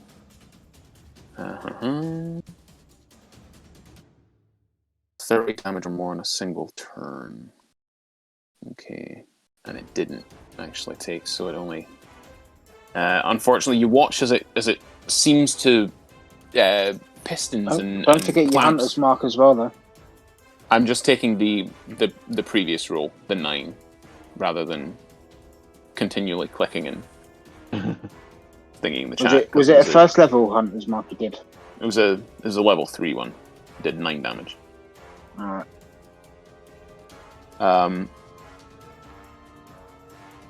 Because it's fairly average. Anything else you want to do, Dion? Movement, get up into the face of this thing, maybe? No, I'm gonna move up to the sort of grill. Yeah, cool. Yeah, you get a bit closer. It's legendary action. It's going to get into range of all 3 of you. Skitters across the floor. That's your turn. It's Lanwor now, and Pizzazz is on deck. Mm-hmm. Okay. I will... What a turn of events. Cast it. Again. Cast it again for fire, or yeah. Which one? You're casting it for fire. I'm telling him I'm going for fire again to make it weak against fire. Okay. That's a con save, or is it? Yeah, it's a con save. Which has got a 25. I'm afraid that rolled quite highly. Battle's turning in favor of the Monster. That's your action. Any bonus actions? You don't see Glack. And as you try and contact him over the earpiece, you just get static and the sound of bubbling, sort of, nastiness, really. Anything else? I can't see him. Damn it. Yeah. At the end of your turn, it's going to use... I'm going to use my hidden path to move further away. Ah. Okay, well that kind of changes things then. It's just going to use one legendary action to make a bite attack against Dion. What did Dion do? You shot it. Fuck, that's damn near max damage. But it's only a 20 to hit. It hits. Oh, it hits. 30 Yes. piercing damage.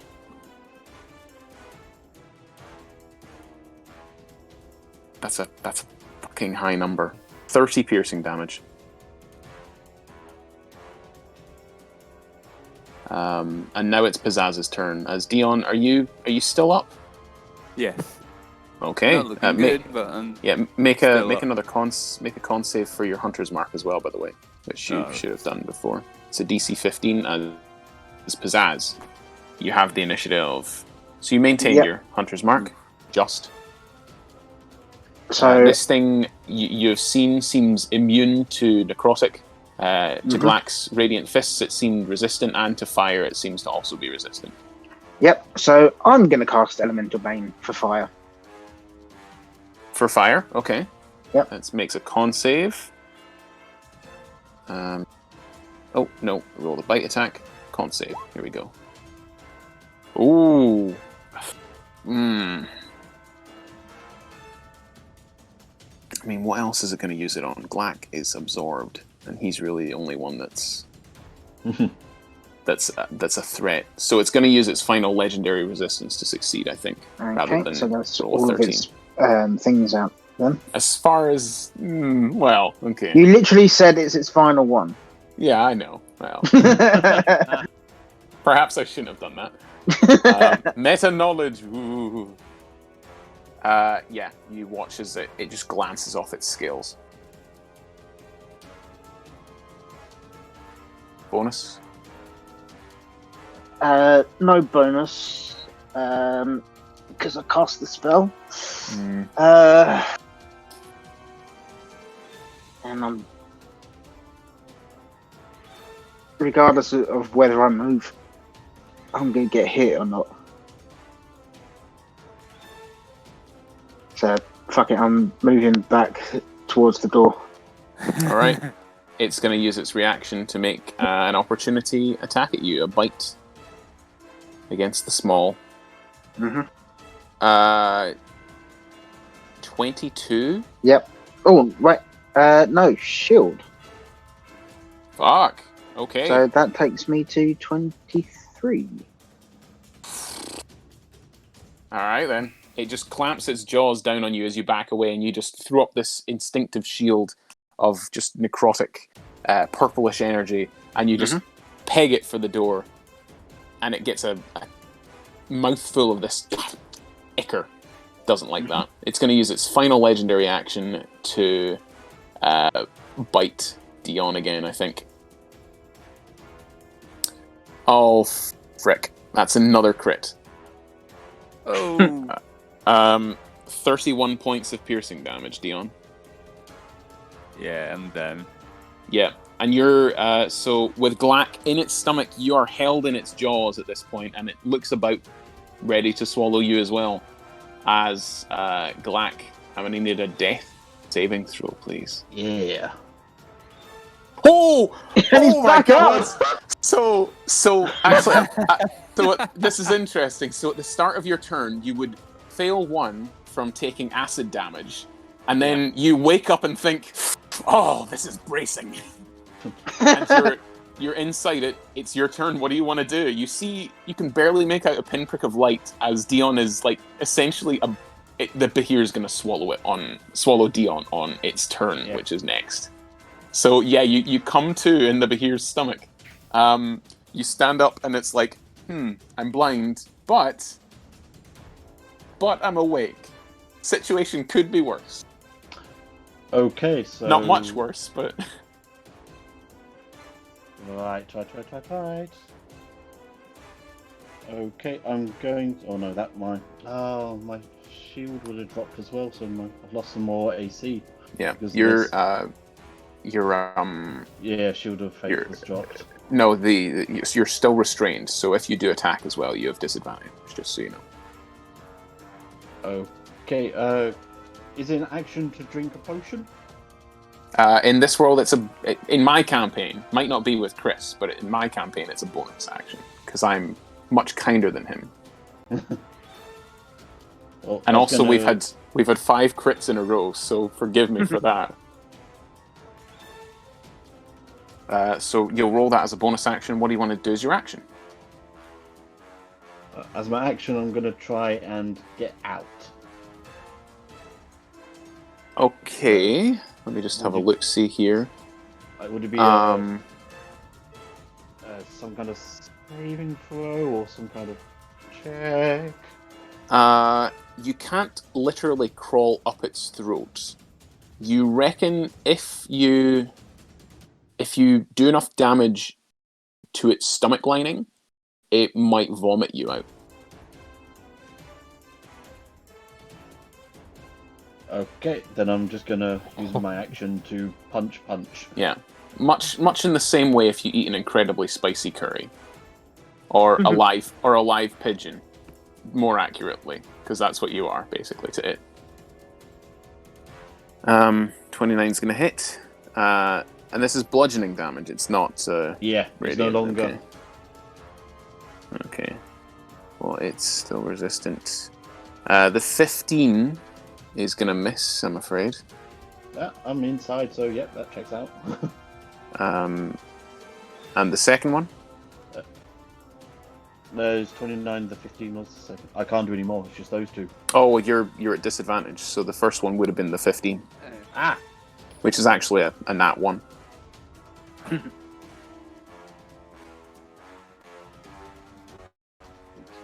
16 similarly misses, I'm afraid. Yeah, that's fine. But you have managed I'm to... alive, so you know. you have managed to heal yourself. It's the Behir's turn.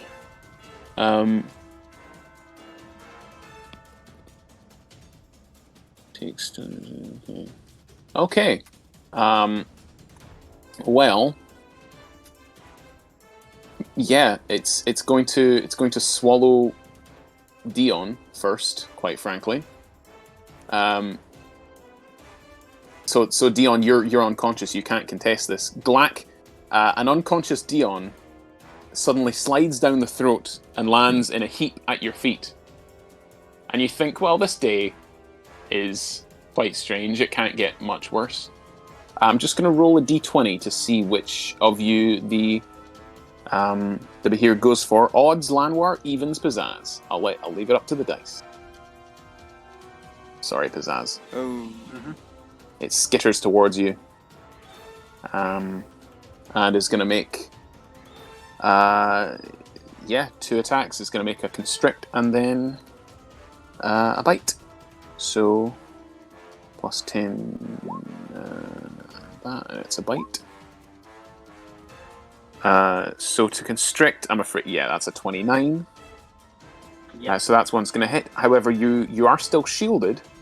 So the bite does not hit. The constrict, however,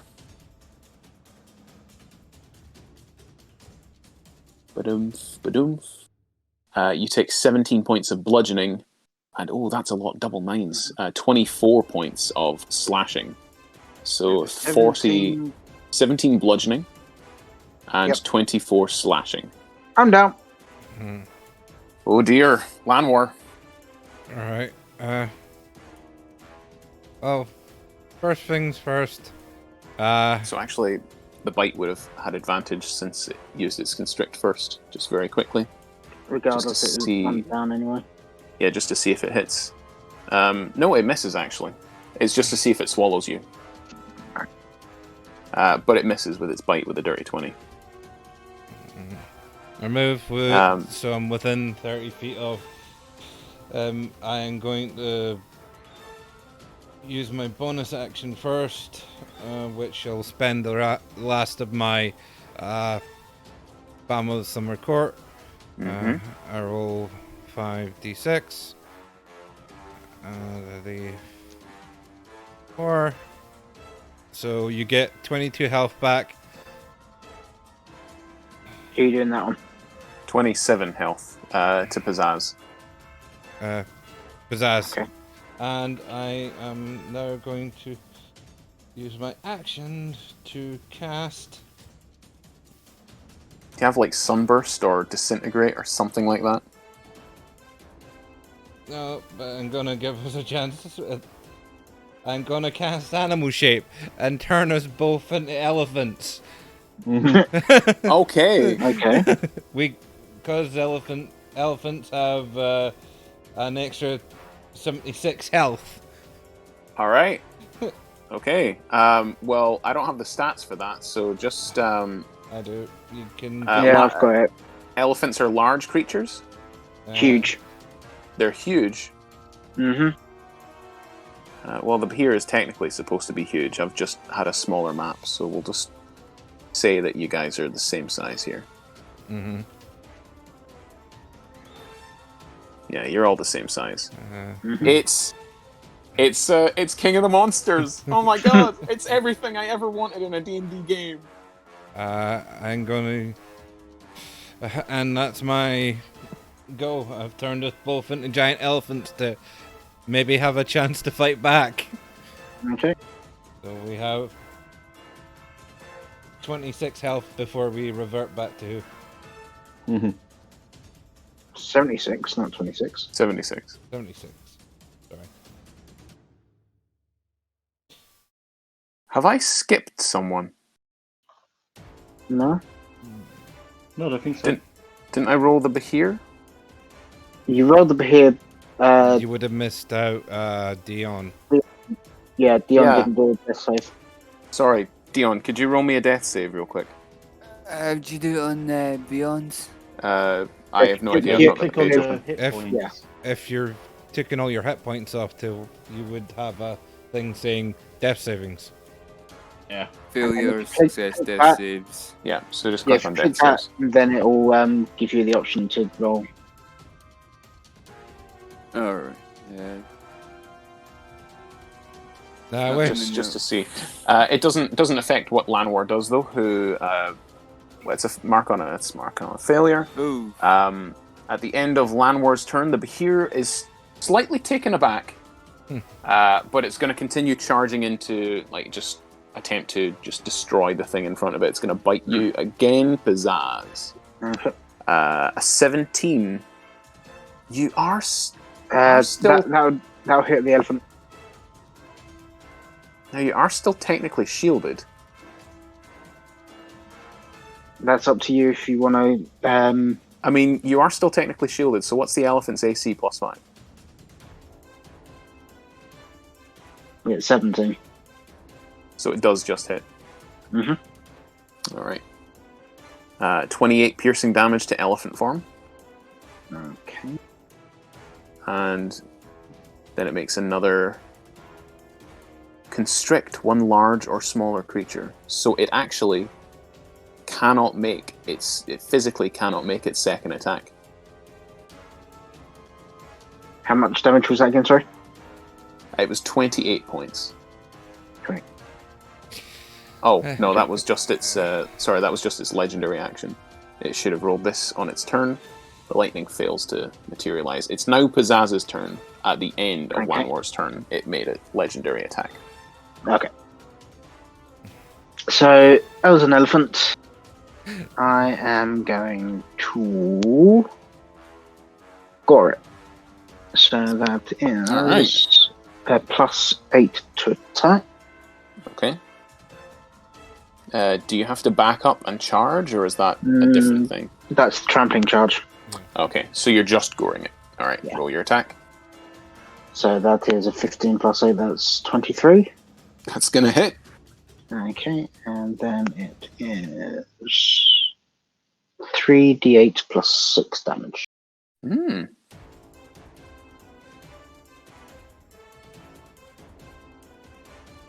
Let's just do it on the advanced thing.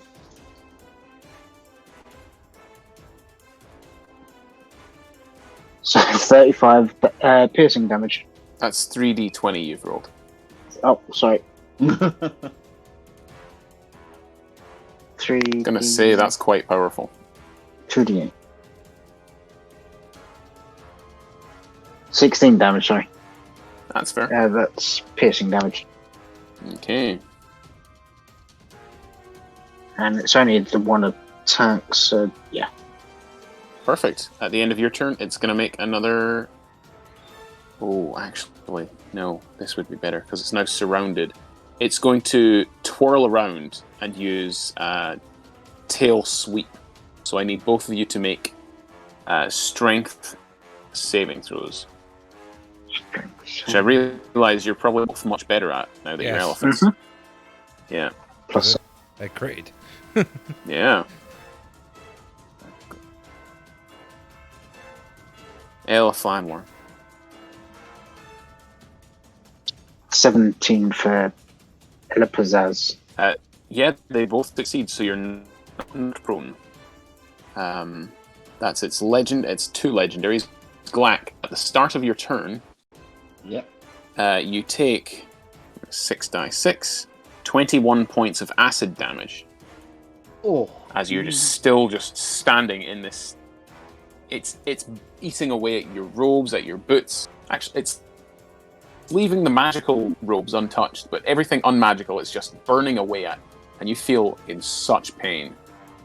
Just a silly question, because I don't generally cast spells a lot with Glack. Can you cast, if the spell is a bonus action spell like Healing Word, I can do that and another spell? Or no? You can do a cantrip and then a leveled spell as a bonus action if you want. Okay, no, that's not going to help. What I am going to do then is I'm going to grab Dion and Dimension Door. Oh, I'm gonna okay. damage My goodness.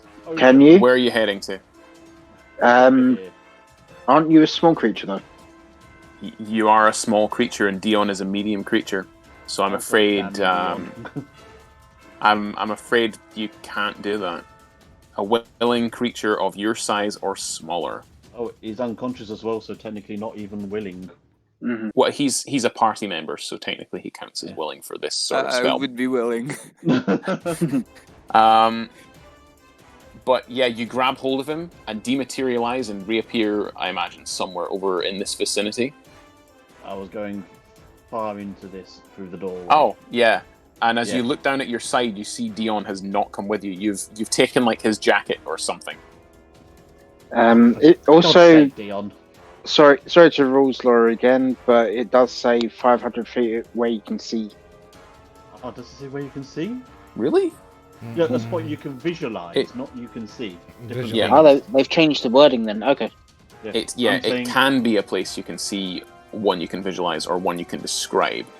So, like at this point, I will accept out of the Bahir's stomach, please, cloak. Yeah, to the office where he came from. Oh, Yeah, the Bahir's lair. As you arrive there, roll me a quick perception check.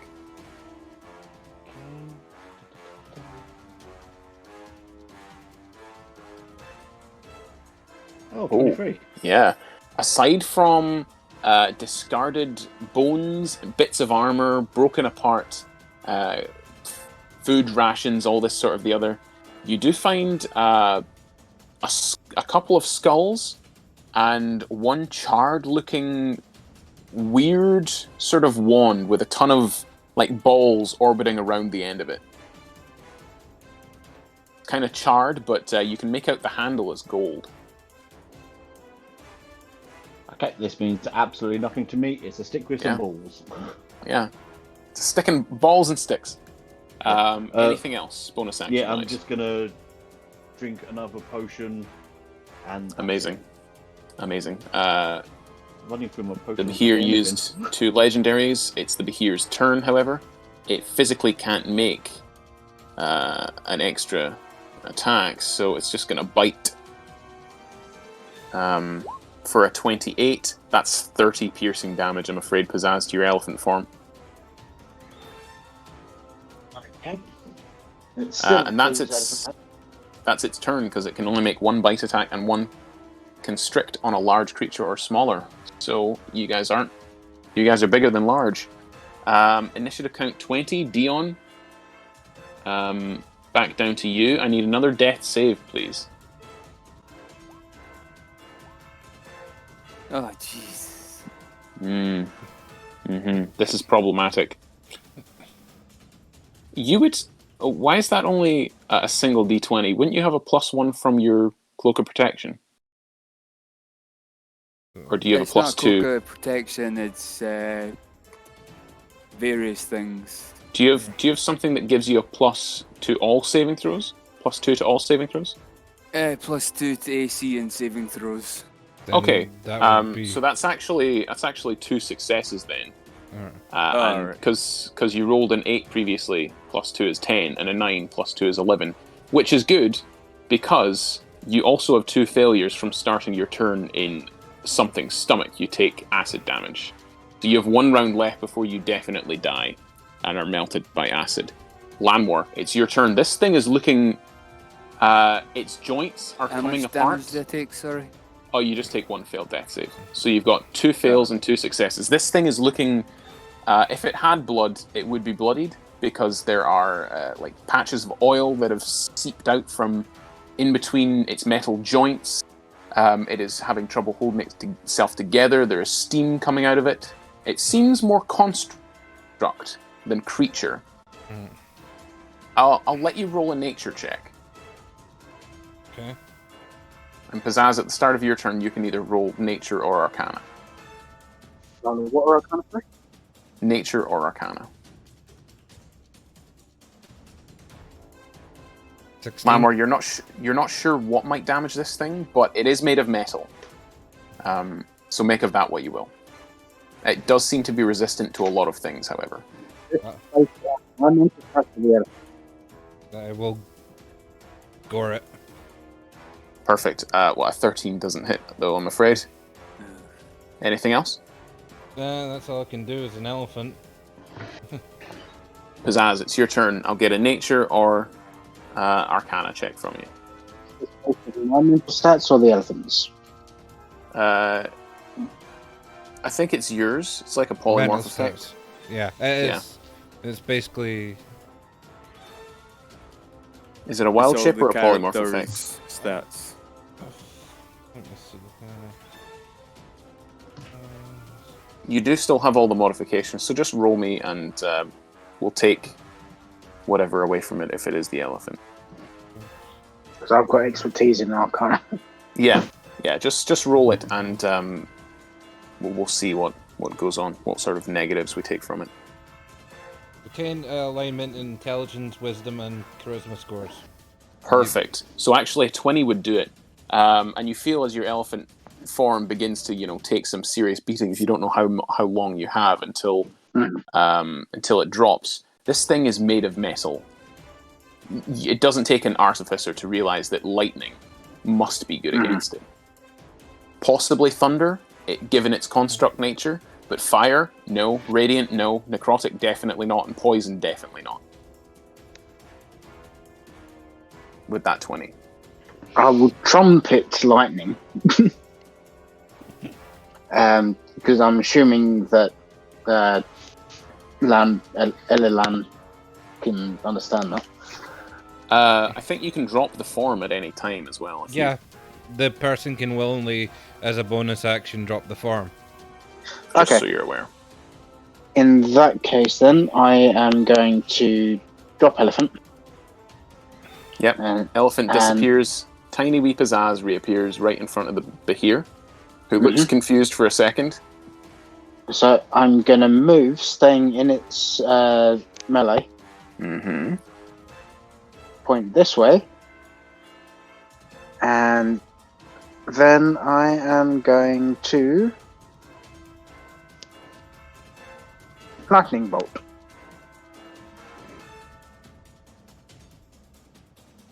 Wouldn't you know it? The line of nat 20s ends. I rolled a nat 1. Nice. Hey.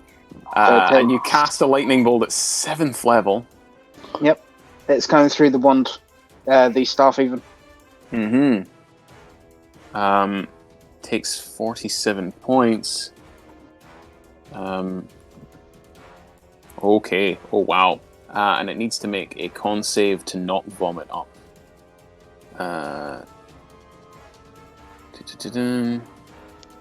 Dion, let me see. Oh, needs to roll it. Sorry. And it's 10 plus the DC. 10 plus the damage. 10, half the damage, 22. It doesn't make that. So you watch as the lightning rips through it and causes its body just to stiffen up. You see being regurgitated at its feet, still alive, but looking just incredibly injured, near death's door, Dion's body. The Behir. Pizzazz is going to shout to Lamb, "Heal Dion, quick!" You get a trumpeting reply. At the end of your turn, it's going to smash out and try and bite at you for that injustice. Okay. Rolling only a 13, though. The tide appears to be turning back in your favor. It's Glack's turn. Okay, so from back here, I'm going to run over the back of the elephant. Yeah. And this is Legolas. And punch twice in the back of the Bahar's head. Perfect. You look down actually, and you see Dion's body covered in hot oil. Oh yeah, I've got a plan. And vomit as well. Just by the way. Waiting on someone to give me a nice massage. Oh, it's gonna hit. And second punch misses. Okay, then I'm going to roll off. My eyes are going to flash white, and Dion, you get 6 health points. Congratulations. Nice. Cheers. It's like, kill it now. Yeah, it's looking very badly damaged. It is the Behir's turn, however. It is surrounded. Oh, I didn't roll. I didn't roll at the end of its turn. The D6. See if it gets its lightning breath back. Come on. Oh well. I Behir, you suck. You've leapt over it. It's gonna bite at Glack, I think. Well, I am on top of it. Which is why it rolls only a 13 to hit, and it's gonna then, seeing that Dion is prone on the ground, it's going to attack him with advantage, and rolls another crit. Oh my god! Oh no! Oh god! So Dion, you wake up and see the tail of the Behir just latching around you and reeling you in towards its jaws. I'm not going to bother rolling damage. Its modifier downs you already, as it just pops you in its mouth and just again. And you all, the other 3 of you, just sort of facepalm. Dion, like what the fuck? It's Leroy Jenkins level of ridiculousness. Dion, another death save, please. I'm so sorry. Yeah, but doesn't it reset? Which is good. Yeah. It does. Yeah. It does reset. Yeah. So another death save, please. And we'll remember you have +2 to these.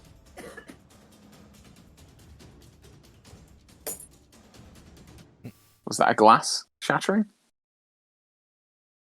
Dion, what did you roll? Nothing yet. Well, as quick as you. 15. Oh. 16, 17. To 17. Nice. So you succeed. It's Lanwor's turn. Gore! Nicely done. At the end of your turn, it's going to use its... it twirls around on the spot. I need all of you to make a strength saving throw. Even me. No, you're inside it. 15 succeeds. 10 does not. Shit. And 12, 17 succeeds. So Lanwor, your elephant form is knocked prone, and as it whips around your tail, you just feel your legs being caught out from under you.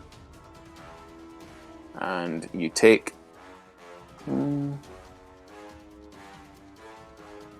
17 points of damage. Okay.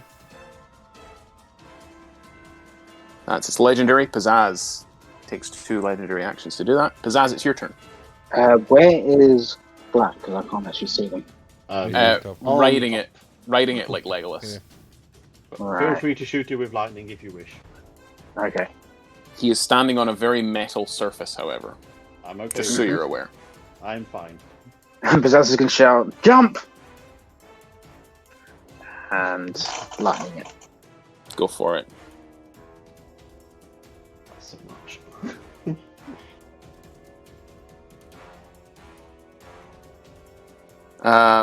Pizzazz, I need you to make a dexterity saving throw, please. Not Pizzazz. Sorry, Glack. Black. Yeah, I was thinking that. The Behir fails. Oh man, Black. just succeed. That's so Pizzazz, finish it. Yep. So Pizzazz slams the end of his staff into the ground and points his hand towards the Behir, mutters a few incantations, and a bolt of lightning shoots from the end of his hand through its head, and it gets all like the crackles down its spine. Yeah, it does. And then it just like judders and then falls dead. It breathes out a final sort of lightning sparks for the last time as Pizzazz you leap as Glack, you backflip to safety back onto Lanwor. Oh, can I flip off the other way? Fine. Fine, if you must. God, you gotta ruin my flavor text. Dion is still unconscious and inside the thing. He's inside. Uh-huh. He was swallowed. Did he get swallowed again? Yeah. Oh, for God's sake, Dion. I just came out and got re-swallowed. Yeah, he got thrown up in a pile of oil and So it's like a Arcanite. dog throwing up and then eating its own puke. Essentially, Pretty yeah. much, yeah. I'm gonna need an athletics check, please, Glack, as you just tear into this thing, try and run down its throat and spare the dying Dion. 30. Yeah, but easily enough, you manage to do it. Its entire form seems to stiffen up, almost like a living statue now. And from inside it, you can barely make it out because you're technically blinded in this form. But you grab onto Dion, you cast your spell. All the oil seems to be draining out of it. You wait a moment. And everything seems to pause, return to normal. You seem to have survived. You, with that 30, we'll say you tore a big enough hole to get Dion back out the way you came in. Can I reach in with the trunk and pull them out? Yeah, for fun, we'll say. Yeah, you do. So, can you heal him? He keeps dying. I think we should take him back and I keep replace him for a proper getting ranger. nat 20'd. So do I, man. Oh my god, so many nat 20s I will, and nat 1s. That was ridiculous. Mean DM. I will drop my form and I will use a cure wounds. Perfect. And not that it's going to matter if we're going to take a long rest. So 20 health back. Cheers. Oh, wait. Now, who fancies that drink at the bar? Yep. 'Cause Yeah, I don't you're know, able- I could do I a heard nice strong everywhere. drink, thanks. Everywhere. You're able to, if you wish, to look around this area. Everything seems dark and silent once more. The faint sort of crackle of electricity continues around the form of this thing, and you definitely, while you smell the smell of burned circuitry, you do also definitely, especially for Pizzazz, and Lanwor as well, since you're medically minded, smell the smell of burning organic tissue, flesh, as well as metal. Which is weird, because you don't see any flesh on its upper body. All I'm imagining this thing to look like is that flying snake thing from Avengers. Endgame. Yeah. Essentially it is. Oh yeah. It does look very much like that.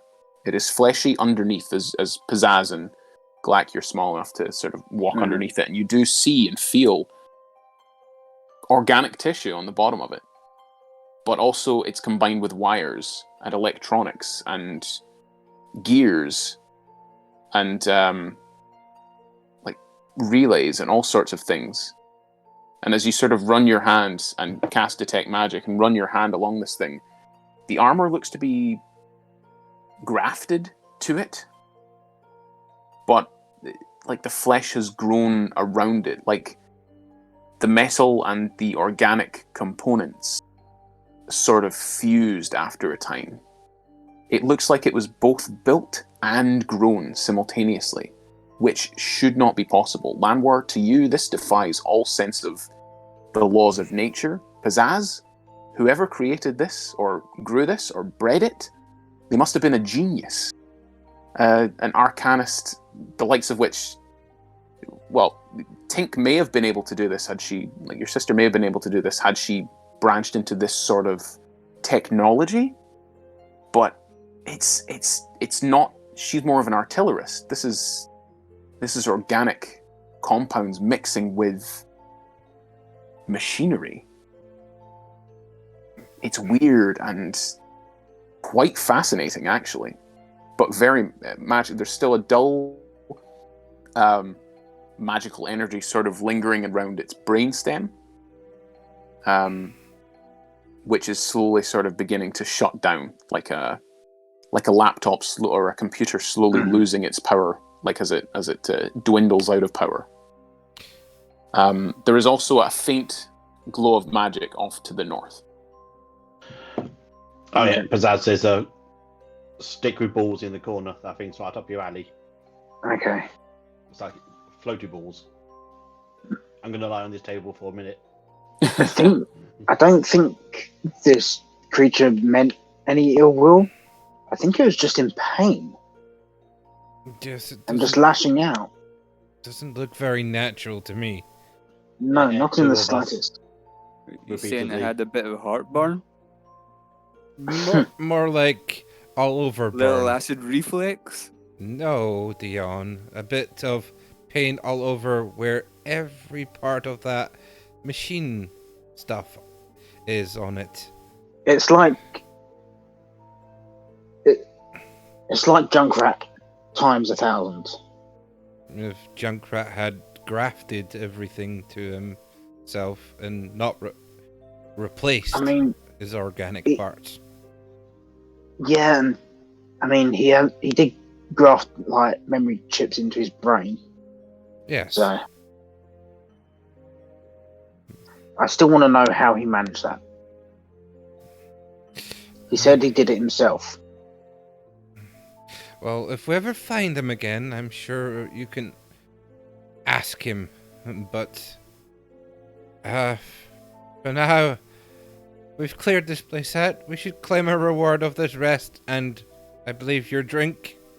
Give me a minute. I'm gonna go up and into the back room where he was staying and see if I can find whatever was glowing up there. Yeah, with the detect magic, you easily locate it amongst bones and skulls and scraps of armor fragments.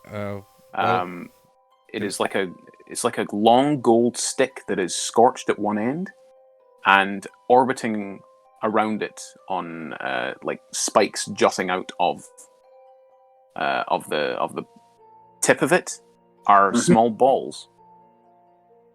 like small little orbs that are just orbiting around the charred end of this gold stick. Okay. As you pick it up and look at it, it is definitely a wand of some sort. The handle itself is made of solid gold imbued with arcanite. Definitely a wand. And as you look down at the orbs, you see them all sort of, as you point it and sort of pick it up and examine it, all the orbs turn to look at you and blink. Their eyes that are just sort of orbiting this thing. Okay, that's freaky. Into the bag of holding you go. Yep. Can I look for Can examine it later. Can I look for the keyhole and see the other room? Yes, you look through and you Hidden see path. the keyhole. To the other side.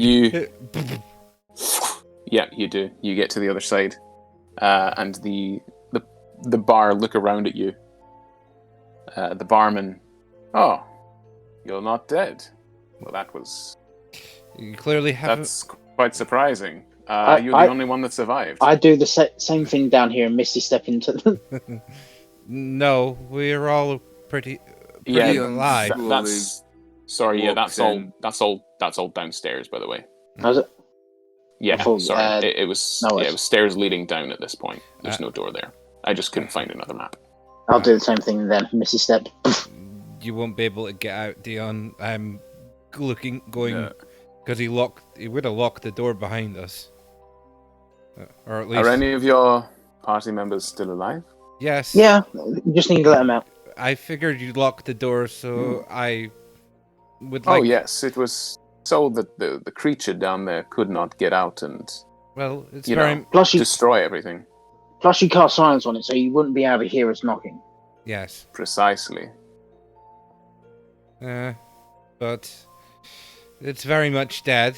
You can have your rooms back, and we would like our night stay. Excellent. Well, you've just come out of the bedroom that you'll be staying in. Yes. It was. It's been down there for as long as I've owned the place. So, sadly, I could not get rid of it. It seems to have made this place its home. But it steps past you, unlocks the door. Please remember to, while you're up here, the spell of silence downstairs will remain. It seems to have been imbued in the walls itself by whoever built this place. Probably couldn't be bothered listening to its agonized pains anymore. Possibly. I like to imagine that, like all of us up here, it did not want the sound of the noises it made. Occasionally the ground will shake, but as I mentioned before, we usually keep it drugged. It has been known to destroy whatever goes down there. It used to destroy whatever goes down there, rather. Well, it's very much dead. We tried to kill swallow our friends a few times, but we are a resilient party. Well, I can very much see that. You all look very much the worse for wear, however. Yes. Please. I do have to ask, Yes. who did you buy or inherit this bar from? I didn't buy it or inherit it. I stumbled across it one day. It was completely abandoned. It looked like it had been abandoned for about 2-3 years, I would say. Nothing to, like, say who owned it beforehand, no? Afraid not. Nothing that I could see. The only clue as to who might have owned it before was down in that basement.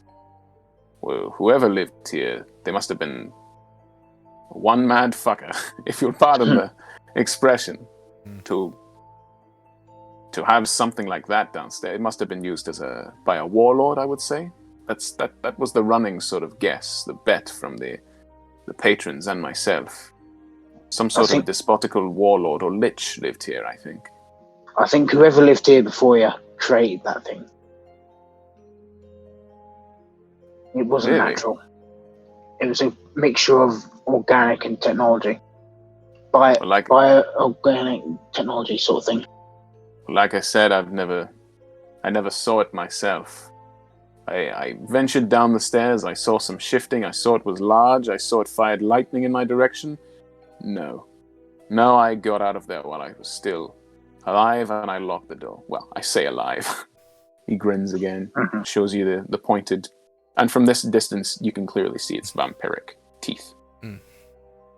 Well, but yes, no, it's been down there the entire time I've owned the place. Well, you don't need to worry about it anymore.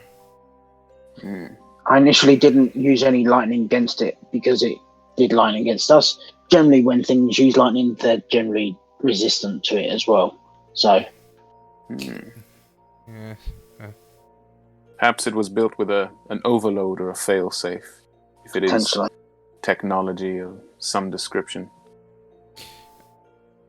But yeah, we shall of course provide food for you for dinner if you wish. Although I can't imagine you will wish for many things around here. Your drinks will of course be. First round is on us. Hot drinks only. Not the brandy. The brandy remains at its current price. The brandy is very rare. I come up. Well then, put it in my hand, Mr. Spiky. So what are you taking?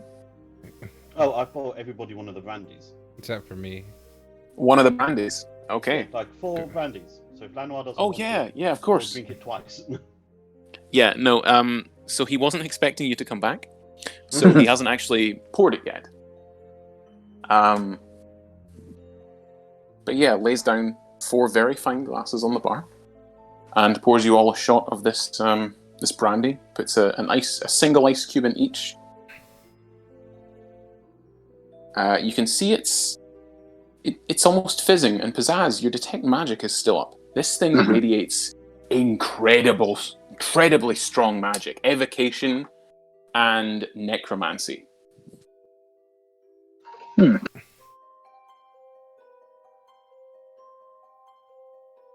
Pizzazz picks up the brandy glass, swirls it around, gives it a sniff. This is a local brew, isn't it?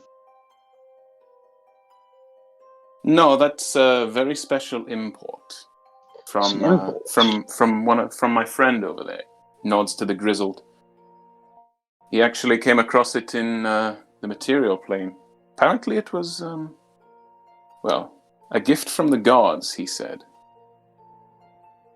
Whereabouts in the material plane, if you don't mind me asking? Oh wait, I wouldn't know because I can't hear a fuck all. Did you not get the cure before we went in there? No, he was. No, they left it Paid till for we everything came and back then out. yeah, he paid for everything then went in. Okay. Well, I'm relaying all this information that he says.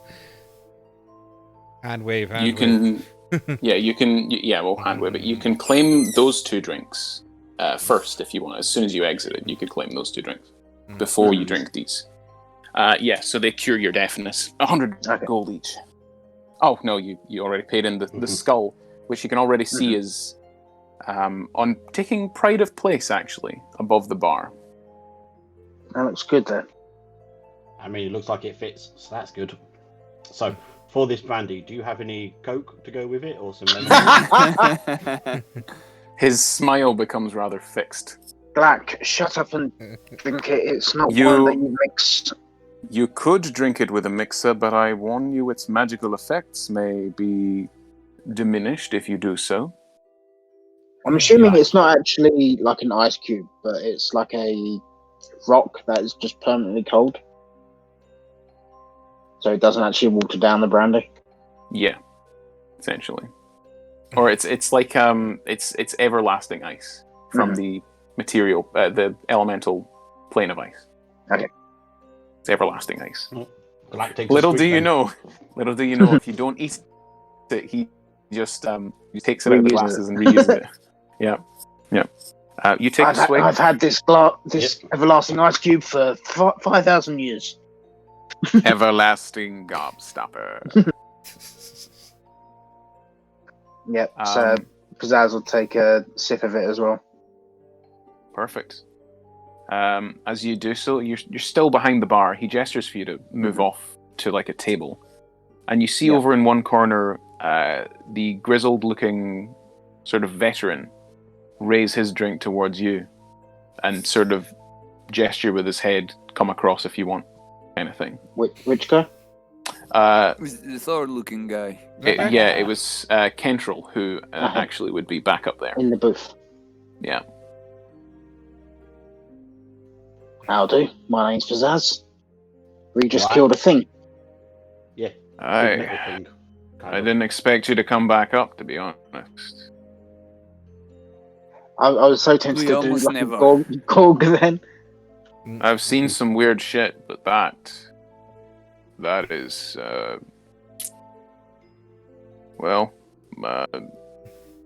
never fought it myself, but I sent a few fireballs down there, occasionally.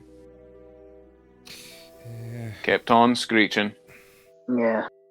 The Fire thing doesn't was, do much damage to it. it was half construct, half bioorganic thing. Yes. It's... That sounds like some sort of fairy tale. Oh. You can go down and have a look if you want. I mean, if it's dead, I'll sure head down Oh, and it's check it definitely out at dead. some point. Aye. Very dead. Fried its circuits, did you? Yeah. Well, good on you. I raise a toast to you, lads. Cheers.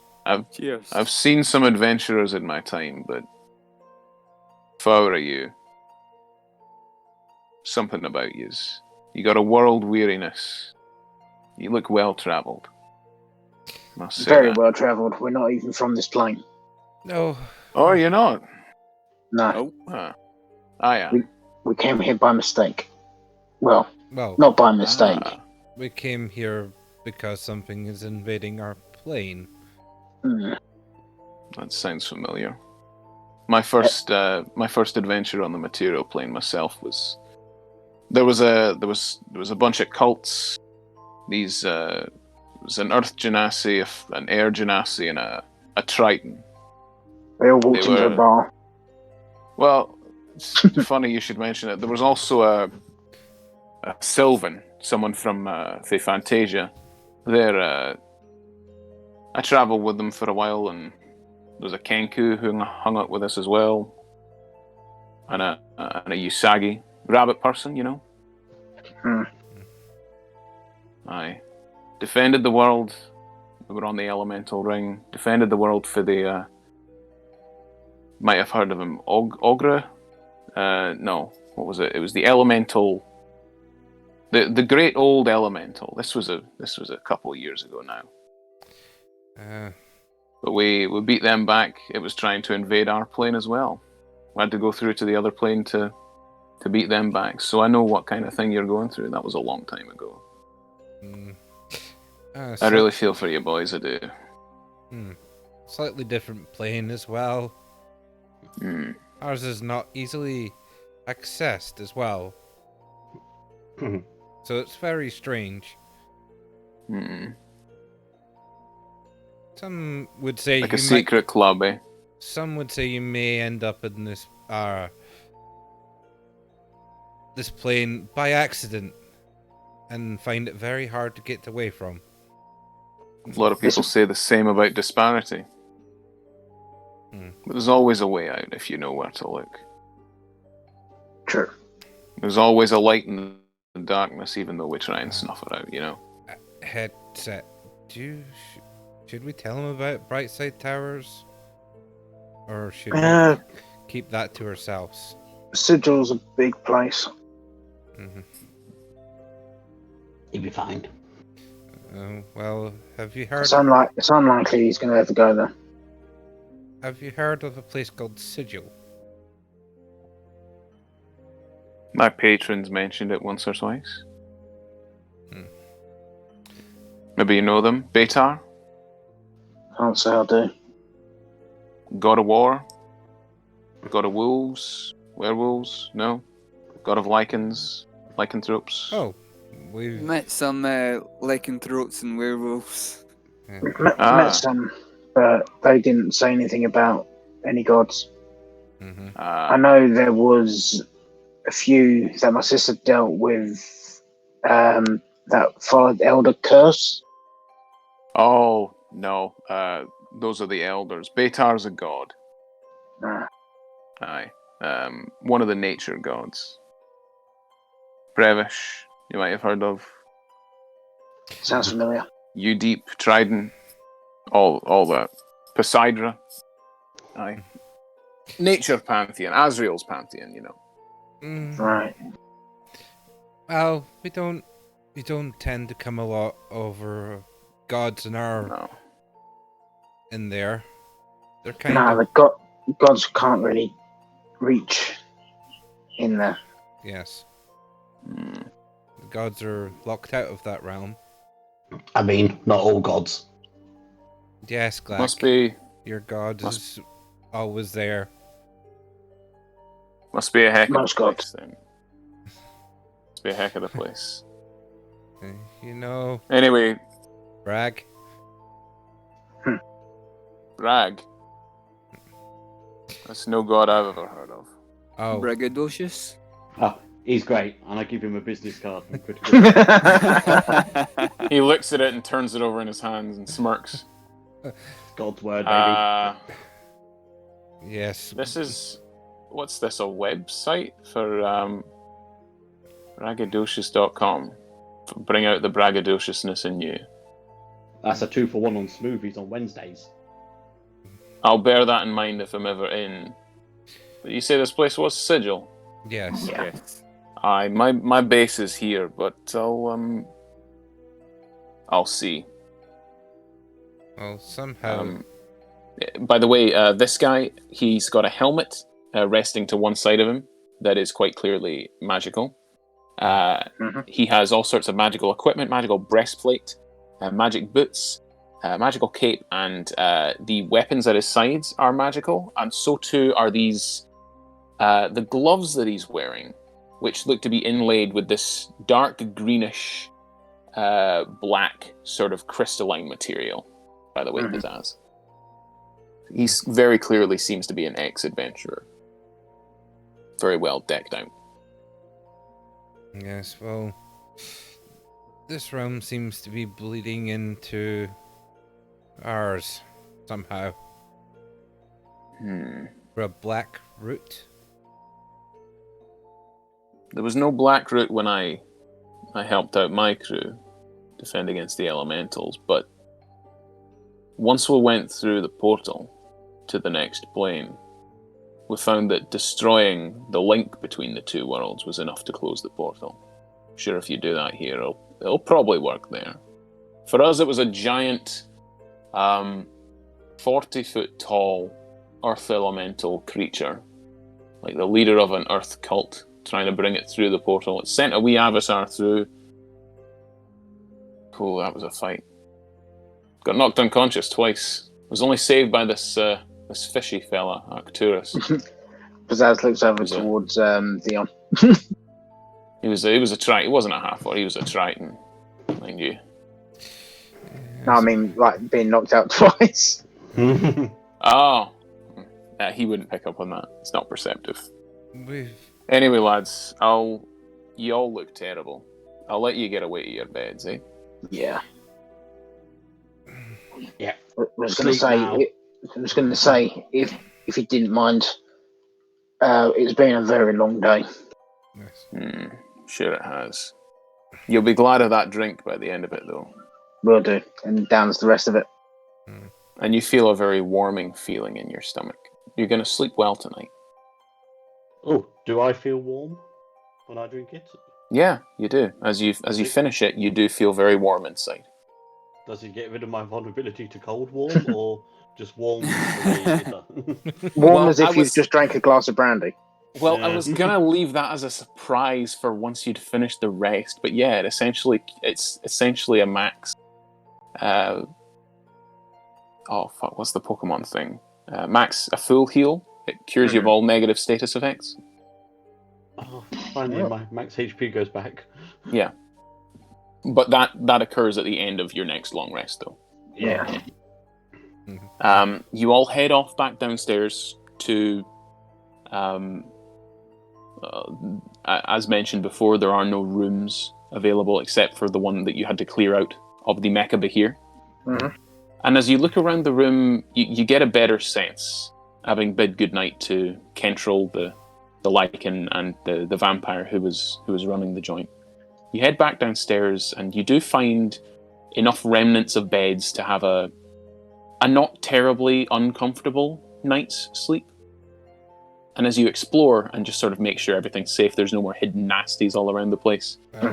Use my other wild shape to move the mecha here and yeah. more of a corner. Yeah, that's fair. You can turn into a large creature and sort of tie brooms to your legs or your antlers or whatever it is and sweep the place and get it semi-hospitable, we'll say. That takes you a little while, but you do manage it. While he does that as well, I would be trying to identify the wand. We'll get to that. You do look around the place, and engraved on the walls, long faded, like decades old, drawings and scribblings of like just chalk drawings of how to connect, like the nature of hearts and the nature of minds and the nature of body and the nature of soul and where souls go and where they're contained and how to create life. And it gets gradually a bit more and more manic. It's a little concerning, but you know, you're trying to turn yourself into a lich, so it's all a bit swings and roundabouts in it. But you do find one sort of section towards the back that hasn't been sort of completely rubbed off by the Behir lightning that's scorching much of the outer chamber out here, and is not covered in blood or death. Over in this sort of corner here, there's a very small trunk with a couple of pages of notes that, as you pick them up, most of them crumble to dust, but hidden down at the bottom is a strange sort of slab, like a tablet. A little bit like a tablet, yeah. To put it in real world terms, it's almost like a kind of memory, external memory drive, a USB stick. That's what it is. There's nowhere you can see that it can plug into. It's just sort of half buried down here, in the dust, in the ash, in the death that is all around this place. And it's made of arcanite, near enough pure arcanite, but etched into it, and you can quite clearly see it's like an almost crystalline exterior, but inside little gold sort of wires and termini rather. Windows 3.2. Yeah, it's it's essentially it's a really incredible looking piece of tech, and it's pizzazz. It's completely beyond you, I'm afraid, because you're not an artificer. I wish my sister was here. But yeah, you cast Identify, and you find this thing to be a heavily modified. Like you get a bit of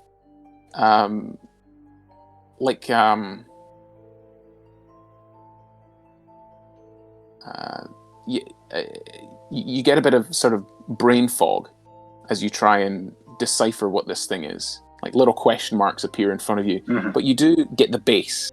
At its base, it's a wand of wonder that's been heavily modified. So it does do some of the things a wand of wonder does, but it also does laser effects, beams that petrify people, beams that disintegrate things, beams that cause fear, beams that just cause things to die. Every time a wand. A little bit like a beholder wand, yeah. It is heavily modified. And as you turn it in your hand, it's a bit rustic, kind of elegant.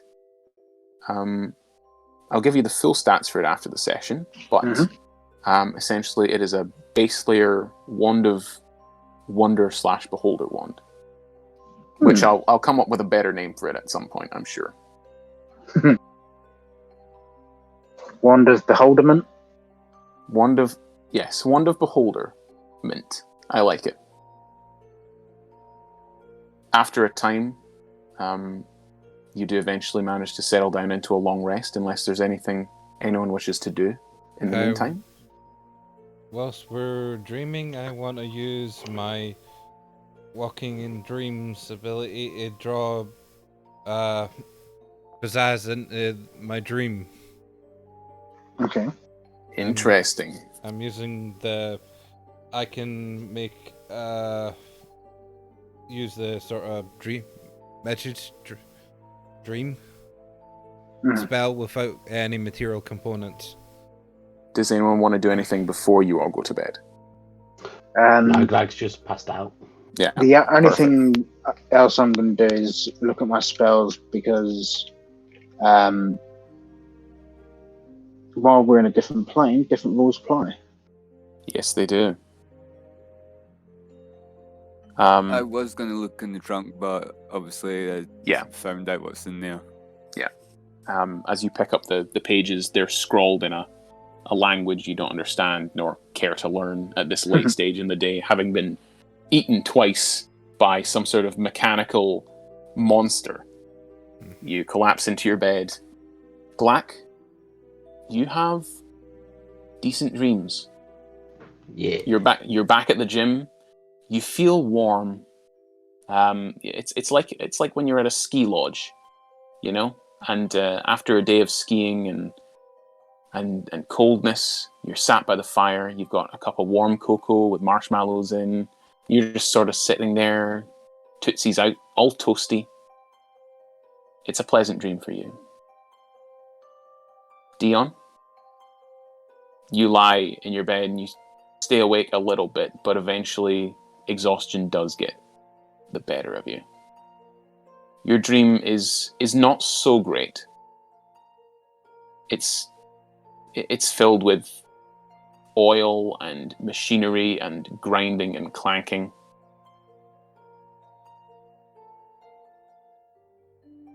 But after a time it turns,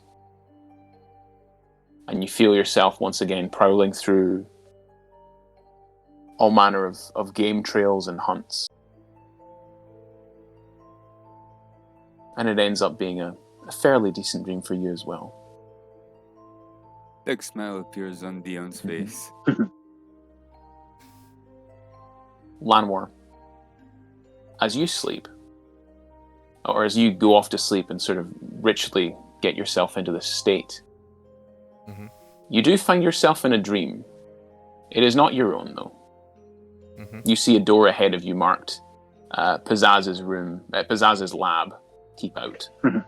And you step inside. This is how I'm flavouring your pathway through dreams spell, just so you know. And you step inside Pizzazz and sort of gesture for him to follow you. Can you not read the fucking sign? That's why I'm inviting you to my dream. Oh. Okay. And you're fully aware now, Pizzazz, that this is a dream. This is very strange, in fact. Usually when you dream, it's...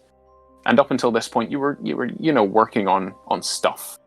Crackles of lightning and necrotic energy were just sort of wandering around this room, tap dancing, as you create this machine that would bind souls to your will and extend your lifespan.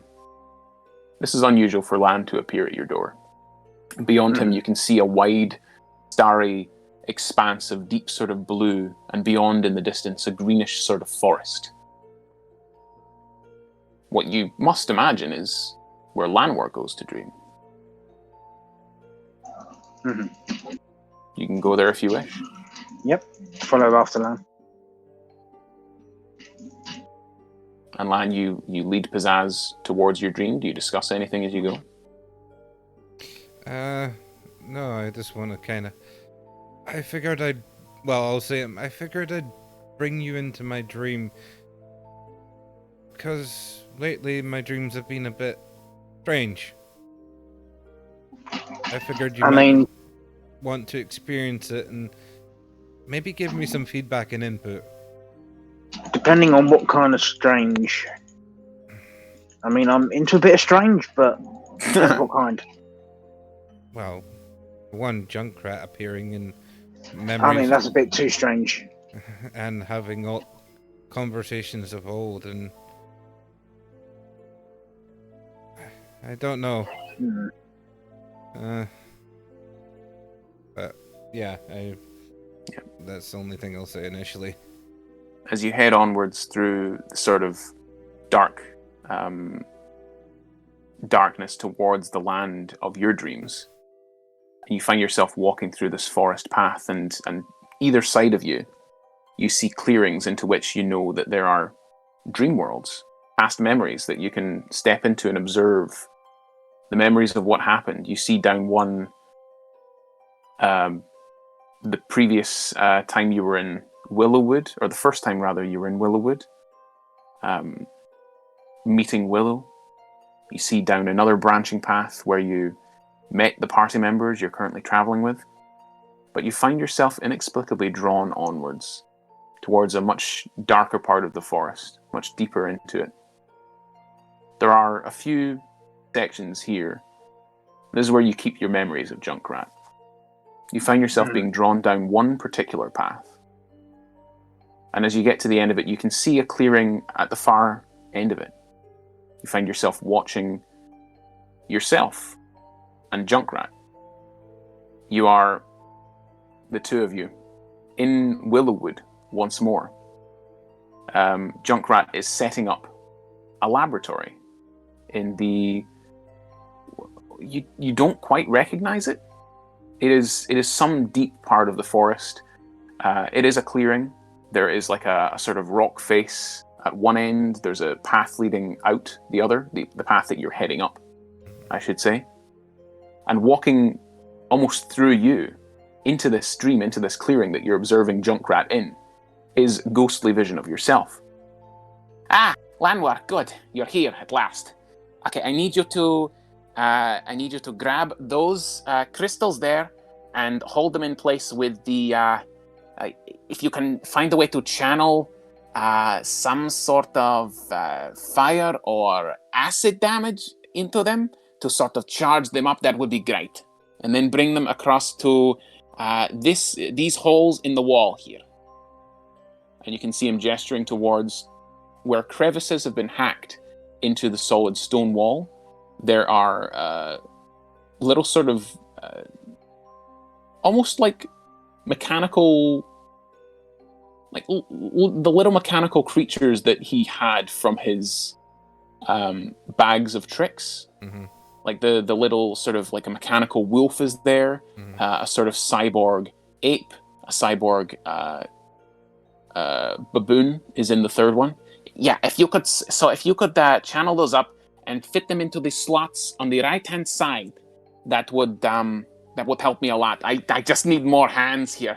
And he does look quite frazzled. What does memory you do?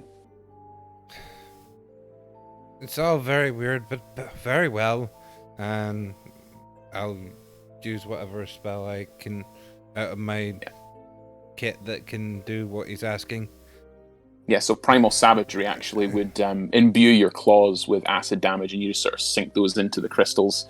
And you see inside almost like needles penetrating into it, and it's fairly soft crystal for how hard it looks. It's more like a locket, like the locket sweets. And you sort of inject this liquid into the center and retract your claws, and you begin placing them in these sort of alcoves where these cyborg creatures are, clearly unconscious. Okay, that's great. Okay, this should work. Now, Wyllow was up here yesterday. She was actually quite curious about how all of this was going to work. I do find I am very curious as well. Well, I'm glad you agreed to help. Obviously, Pizzazz is busy researching his own thing, and this is so... I just had so many thoughts in my mind. After you mentioned Lanwor, it inspired me. When, like, a few weeks ago, when you mentioned that before we do the experiment, before I flip this switch, and he motions to the switch beside him. Big, large, classic sort of steampunk lever Throw out the lever! Which has wires, which has about 4 or 5 thick copper cables coming out of the top of it, and one spreading to each of the 4 alcoves in the northern wall. Before I do this, are you sure about what you said? You said that your land clones could. They had all your memories, but they had their own personalities. Yes. Right? Yes. Okay, good. You're 100% on that. Yes, I don't think Treelan is the same as me. He has his own quirks and it's shares Okay. Slightly scratch my head and trying to think of what way he does things different from me. But to you, he has a soul, and he thinks he has a soul, right? Or he feels it, or that sort of thing. They were indeed still creatures before I imbued my knowledge into them. Your essence, basically. They were like empty vessels, and you took a part of yourself and you put it inside. But what sort of part did that come from? Where is this soul come from, Lanwor? Is it in your heart? Is it in your head? Is it somewhere else entirely? Does it stay with it? It doesn't stay with the body after the body dies. We all know that. It gets formed into crystal. But is it a part of your heart? Or is it in your memories? Like, what constitutes a soul? I need to know this. This is why I brought you here. This is the final stage of the calculations. Please. Very well. Continue with your experiment. I just need to make adjustments. Just in case we need to make adjustments, okay? I'm trusting you, Lanwor. I'm just glad I'm here to heal you if anything does go indeed wrong. I know, Lanwor.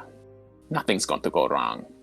What could possibly go wrong? I've thought of everything. You make explosions for a living, my friend. Famous in the background, Pizzazz just goes, famous last words. And he flips the switch, and lightning pulses up the cables, and you watch as it spreads along these copper wires, fracturing them and causing them to go like twist and buckle. No, this isn't supposed to happen. The lightning passes through the copper cables and down into the alcoves where the mechanical animals are resting. You watch as the red crystals that you imbued with arcane essence suddenly explode, and the animals all cry out in pain. Junkrat takes out his artillerist turret that's been sort of tinkering around on the floor, that starts just blasting off at the creatures as one of them lunges at you, your past self, and gets a grip of its throat. And Junkrat panics and casts a quite large spell you hadn't seen him cast before, but it blasts the mechanical animal off of you, and you watch as you pass out on the ground. That scene goes black as you hear Junkrat's sort of last words go, No, okay, this is fine. This is fine. I can fix this. I can fix this, Lan. I can fix this. And you find that sort of section of the Dream Forest shade and reset almost as you watch your past self go into the forest again, but you feel yourself being drawn down another path along to your left-hand side. A vicious, sort of overgrown thicket of thorns guards the way, but you're easily able to sort of hack through them with your sickle or blast away with them. You find you're both able to sort of I can shape manipulate. Yeah, exactly. With your walks, with your paths through dreams, you're able to manipulate the space, and the vines twist away from you, and you walk forward. and they close up behind you and Pizzazz. And the two of you walk forward until the very darkest part of the forest. And you arrive once more in Junkrat's sort of laboratory area. Okay, let's try this again. Subject 12. To Pizzazz. Did he just say again? Yeah, no, Junkrat, this is probably like the 20th time or something. Okay, subject 12. No, at least the 12th time then. Time of recording 3:15. And he presses a button. You can send them in now. And walking through a door this time. Clearly a door has been, the forest has been sort of pushed back. It's now a much more sort of contained area, much in the same way. It's almost like a field tent, the likes of which was put around Thor's hammer by Shield, you know, that sort of thing. Sort of white walls. Lanwor, good to see you again. How are you? Fine. Good. And please take a seat. Do you want anything to drink? This is a side I don't think I've seen of you, Junkrat. They're very formal. Are you okay? Of course I'm okay. Are you okay? Yes, it's wondering what kind of experiment you're running in here that's so closed off. It's just more questions about the nature of, you know, your land clones and where the soul comes from and all this sort of thing. Always pushing the envelope, you know, Lan. Yes, I know. Yeah. So, how have your dreams been, Lan? And he takes out a small sort of recording device, a playback sort of recording device from his pocket. How have your dreams been? Fine. You mentioned before that you were having memory gaps. Yes. Tell me about them. Are they just blackness, or do you feel like a part of your self missing?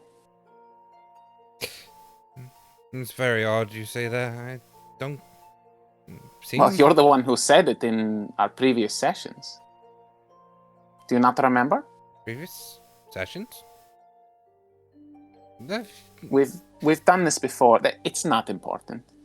Tell me about your dreams. You mentioned before you were walking down a dark wooded path by yourself?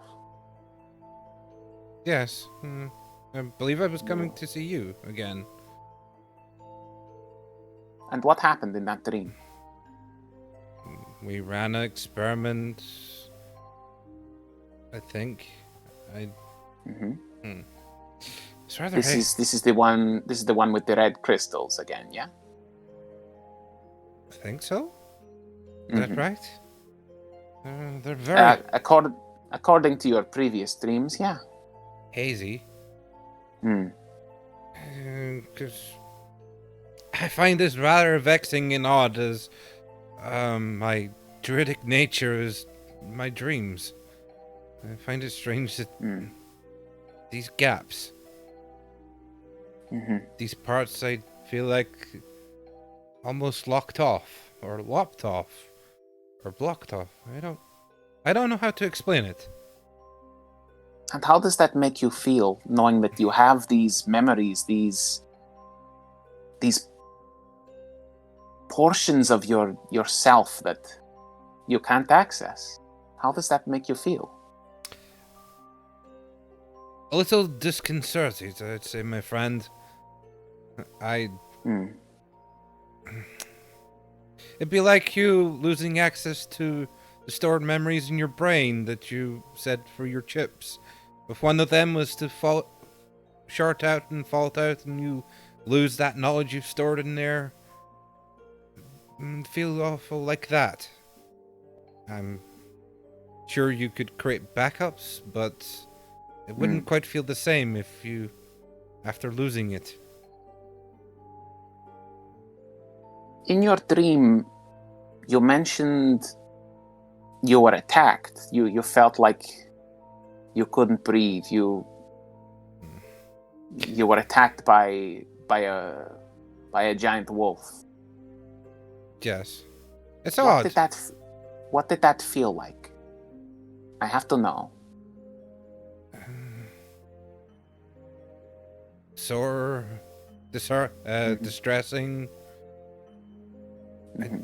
After that, I don't quite know.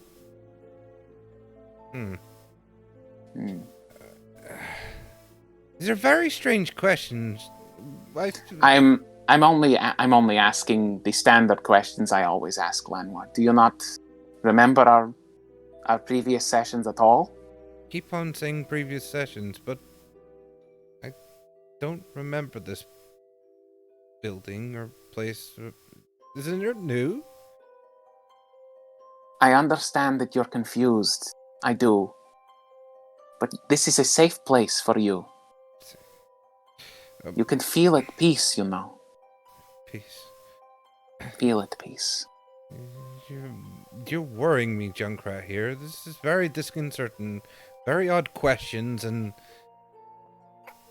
I thought we were running experiments, helping you with your knowledge. I didn't expect to be asked about my memory and gaps, and it's very odd. What is it all about? Why these strange questions?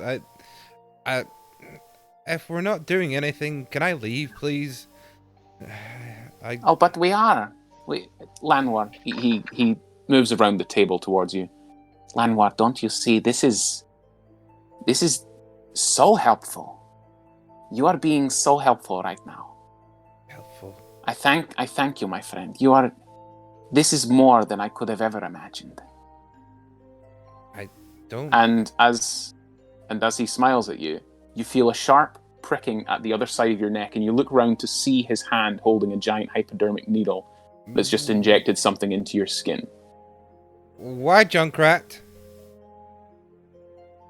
What was that? You begin to slow down, and you feel your heart begin to stop beating. Thank you, Subject 12. What? You mean... He goes round back to his space on the table, presses a button on the table, and you find your chair become a slide, and you slide down into the earth. And the last thing you feel, aside from the warm embrace of the fluid in your neck, and you see the roaring flames below you, you hear, or rather, the ghost you and Pizzazz both hear. Send in Subject 13. And as the memory sort of fades to blackness. Well, we're clones. That's where we're going to end for the week. Thank you all for playing. This has been incredible. Thank you all at home for watching, for listening. And until next time, beware the smiling kobold. And sleep tight. Bye. Bye. Bye.